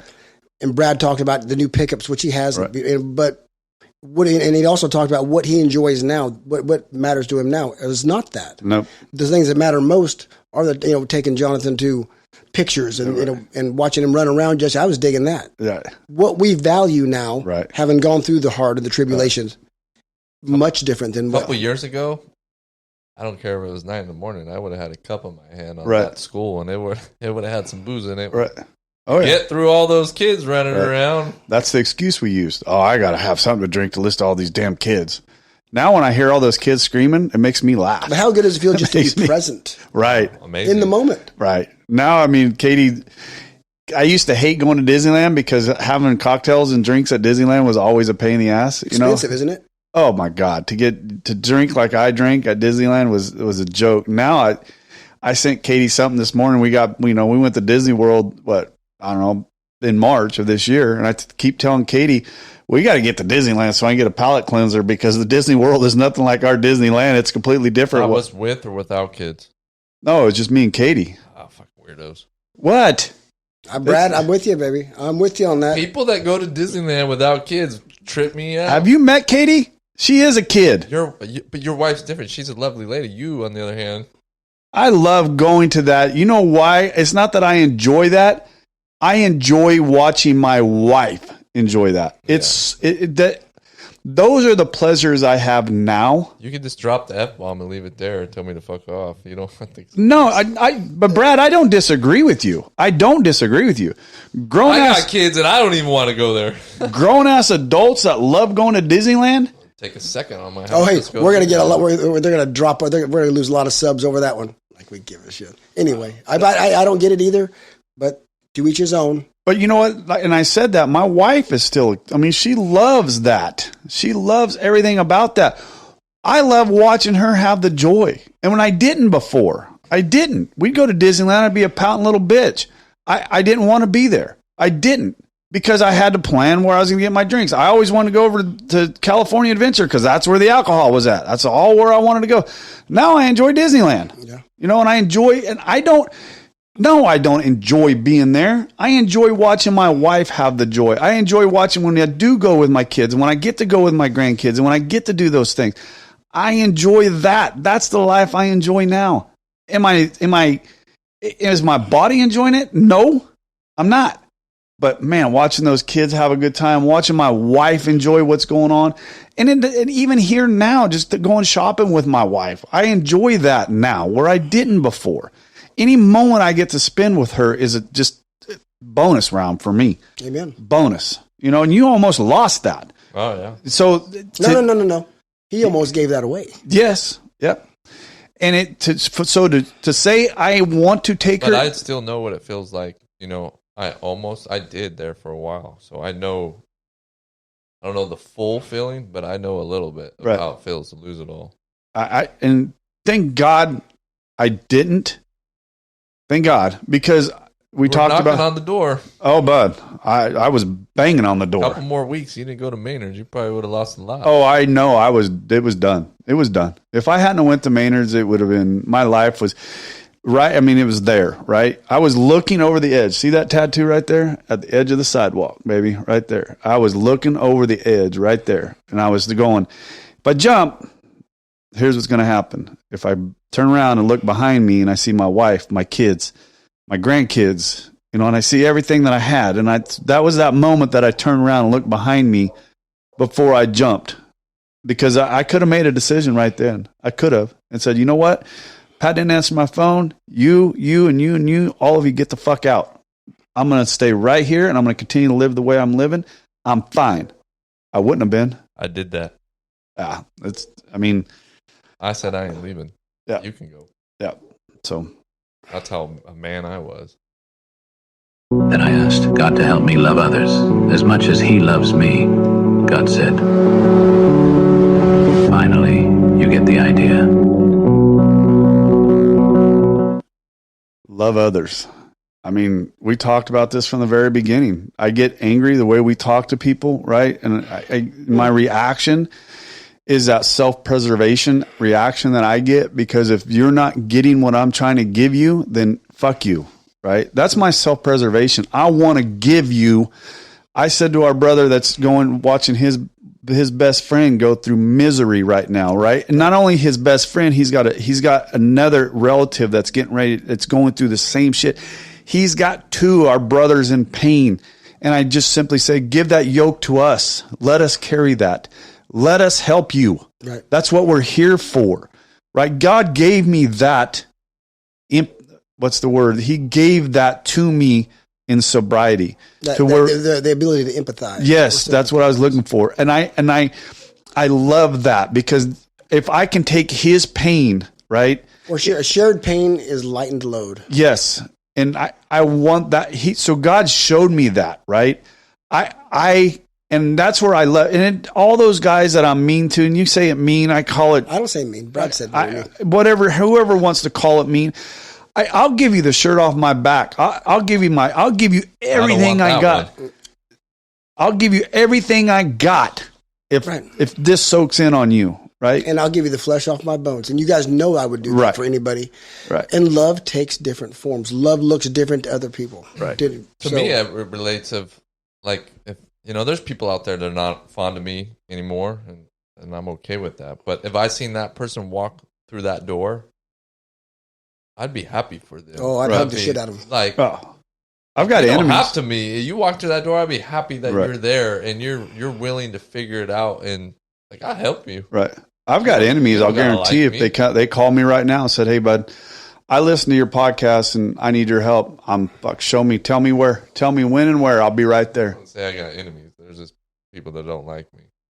Well, people that don't like me, whatever. I mean, either way you want to look at it, I don't know. The people that don't like me, people I don't like, anybody comes to me, it says it in the book, right? We're like wrecked.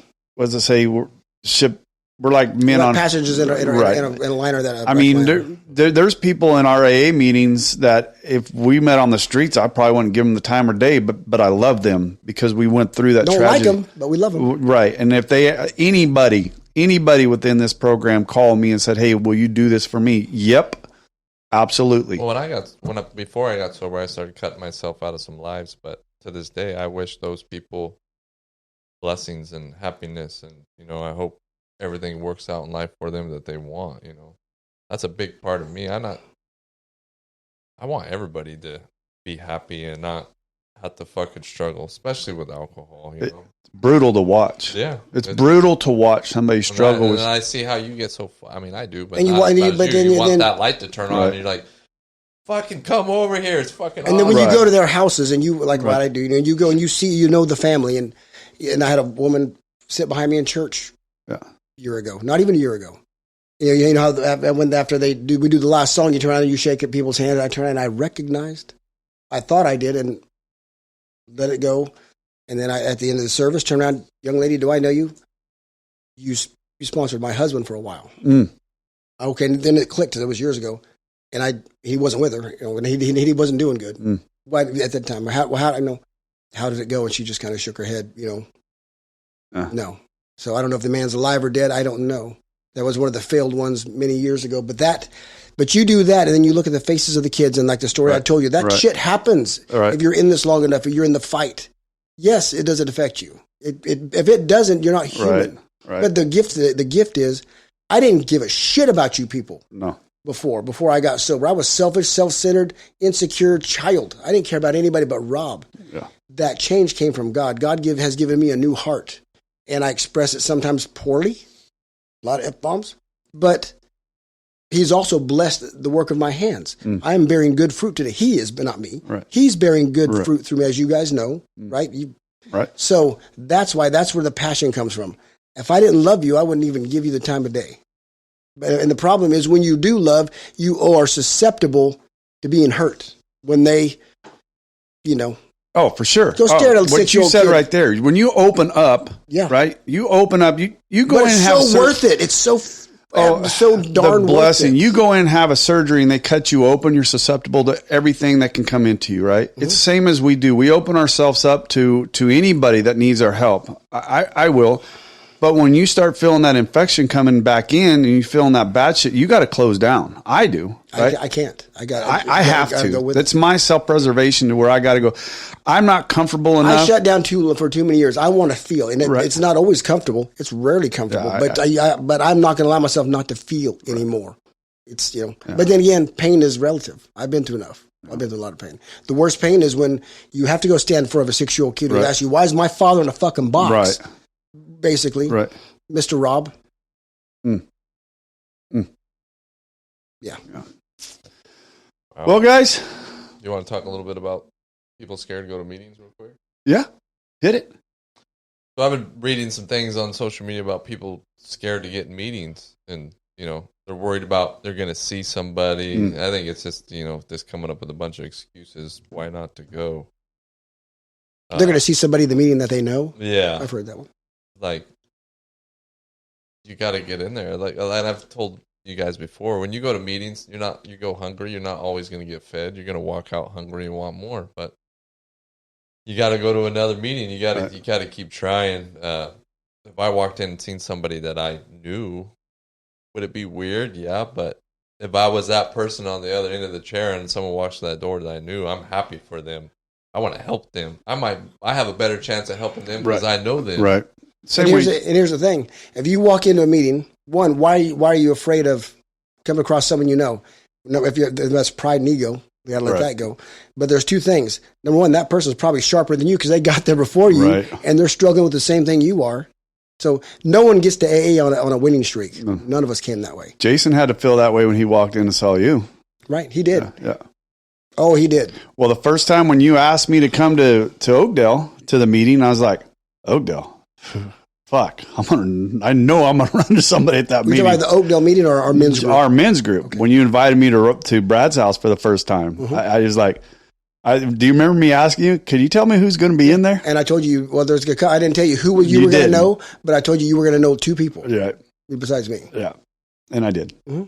But you know what? Here's the thing that I always say, we're all there for the same reason. So that person's no better than me and I'm no better than him because we're all there for the same reason, right? We're all alcoholics. If he's there and I'm there, we're both alcoholics. So, but a lot of the fear, I mean, when you do a lot of step work with human beings, right. men, women, rejection, abandonment, right. fear of those are huge. So that's what right. You come in, everybody's going to know I'm an alcoholic. I'm going to get rejected. They're not going to, they're going to think less of me.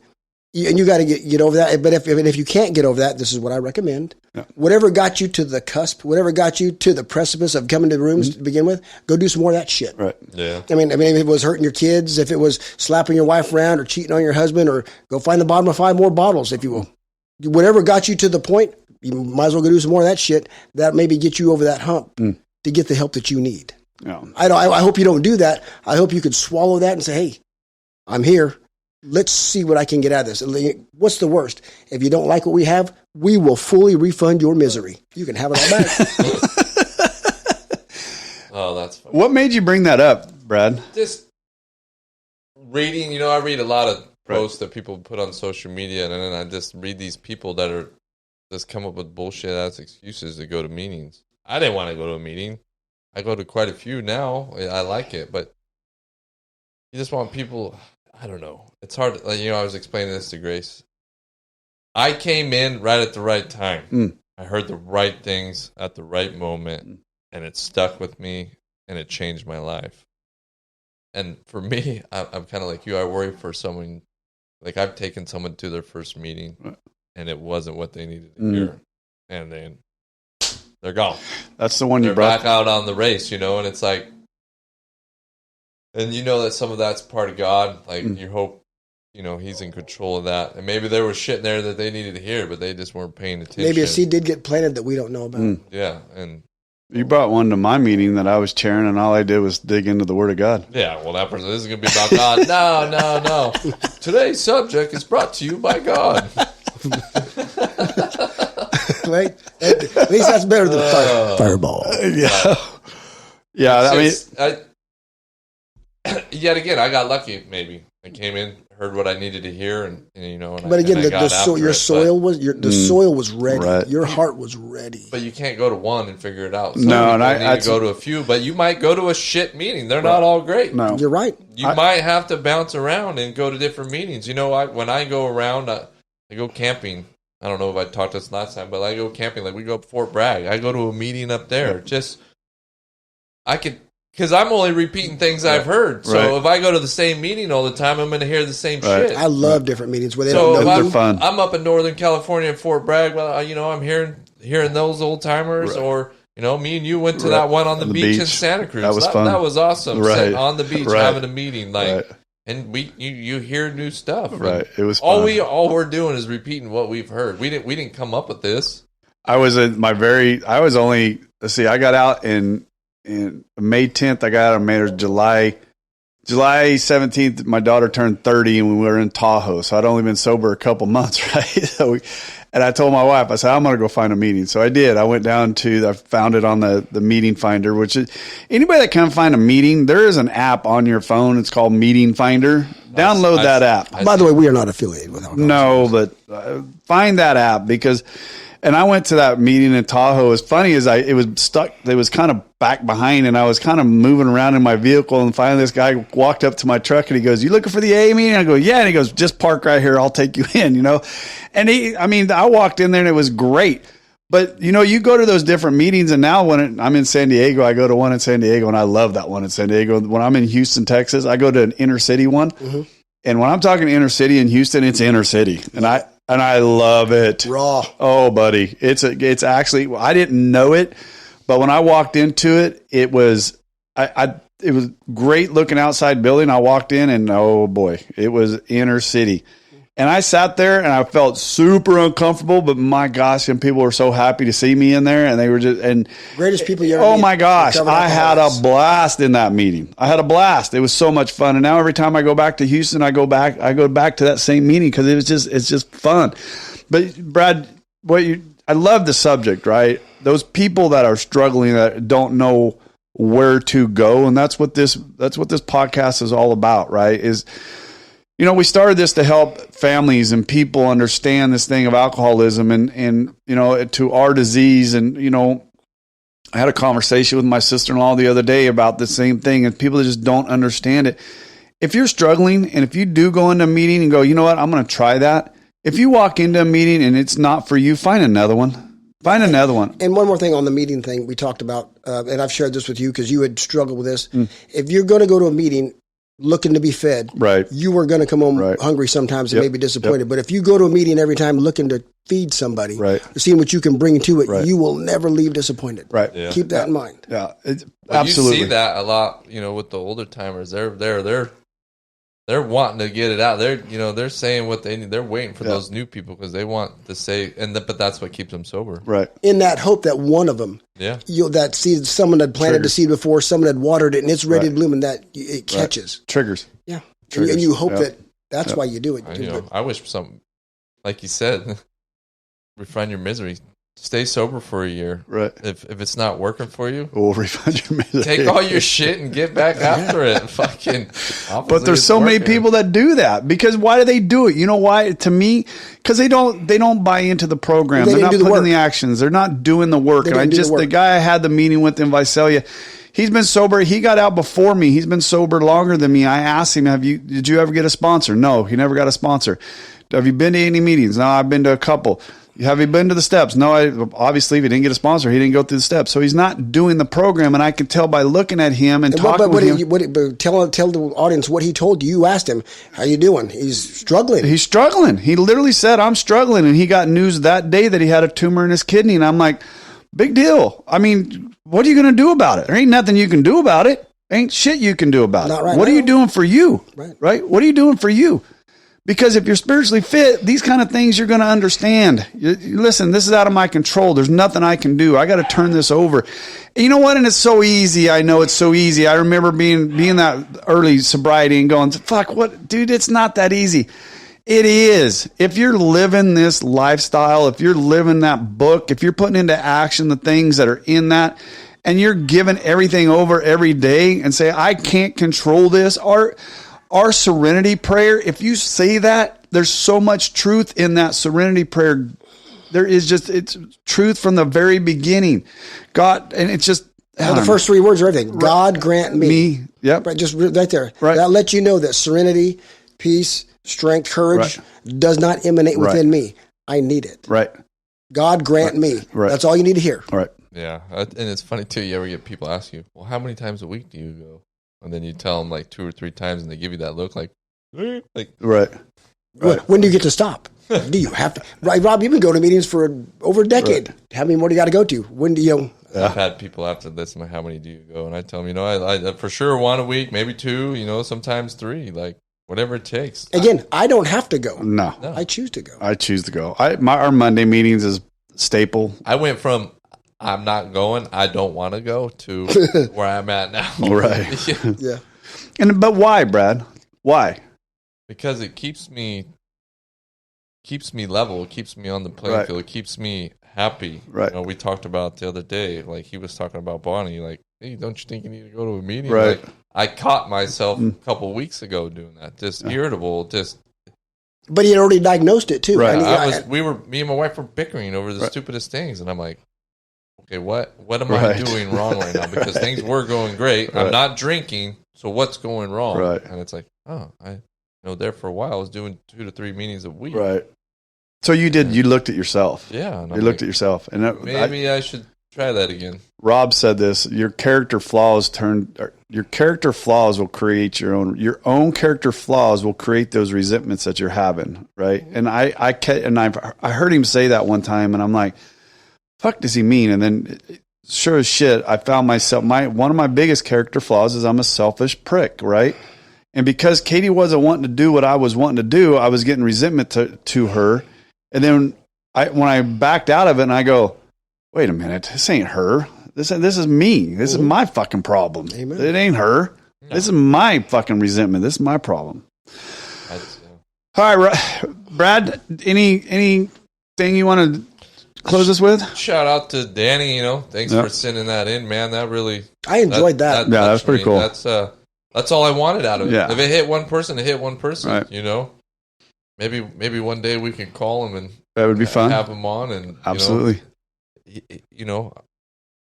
I mean, this with all due respect, Danny. Last time I talked to you, you kind of, it seemed like you were living life, but it wasn't the greatest. But just listening to that voice message that you sent me, and I appreciate that it was a voice message and not, just a text. Yeah, that was pretty cool. You sound good. I mean, sounds like you're going through some shit, but you sound good, and I pray for you and hope for the best for you, man. And get in there, get some shit, right?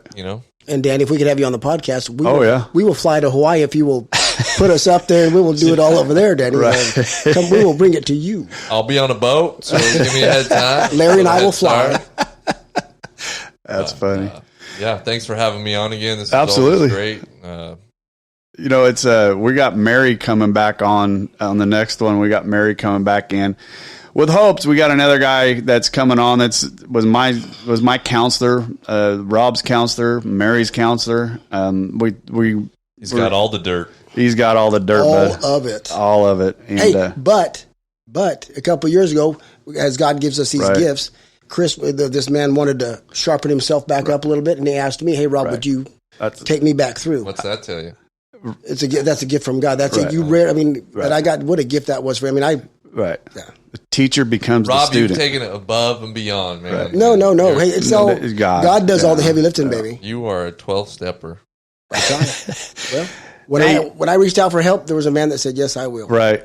Yeah. And you know what? And I said that last night that I'm not a sponsor, but I one of these days, and I keep not saying, a sponsor. I stop it. Well, what that he called me out, 2-stepper.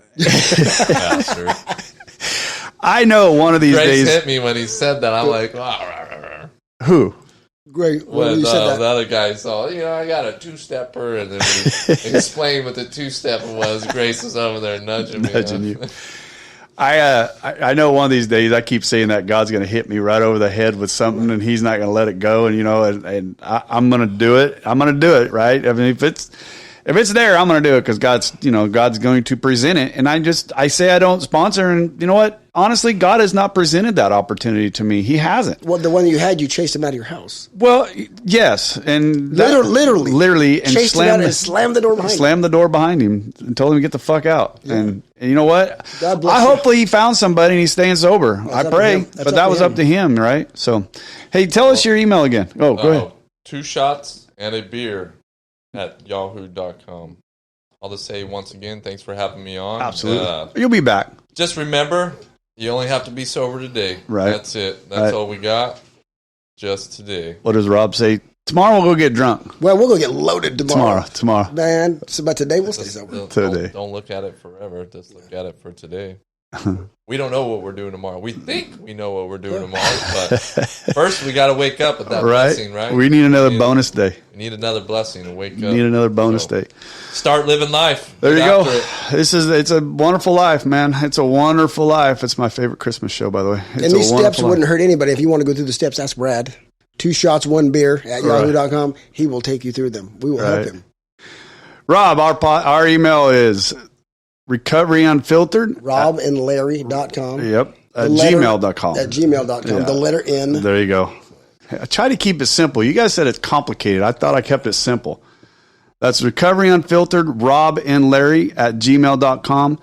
That's Recovery Unfiltered. Hey, remember to share our shows, man. Get this word out there. We're doing this with the hopes to save, and to do that, we got to share it. We got to get it out there. Appreciate it. Appreciate everybody that's listening. I looked this morning. We're in 7 countries and right at 114 different states, or 114 different cities and states. And I mean, it's doing very, very well. But we need more. We need this to go. We need it to go. We need people to get into this and protect each other, protect and save the ones that you love. If you're watching somebody, reach out to us. Reach out. And if you happen to hit a meeting, if this inspires you just to go, even if you're not one of us, that you want to go just check something out, let us know what that experience was like. Right. I'd be curious about that. Yeah. Hey, thanks for coming. Thank you for joining us today. We hope you learned something today that will help you. If you did not, come back next week and we'll try again. If you like what we heard, give us a 5-star review. If you don't like what you heard, kiss my... You can't say that, can you? Anyway, if you don't like what you heard, go ahead and tell us that too. We'll see what we can improve. We probably won't change nothing, but do it anyway. Hey, thanks, Rob. Come back next week and hopefully something will be different and something will sink in. Take care. This has been Recovery Unfiltered.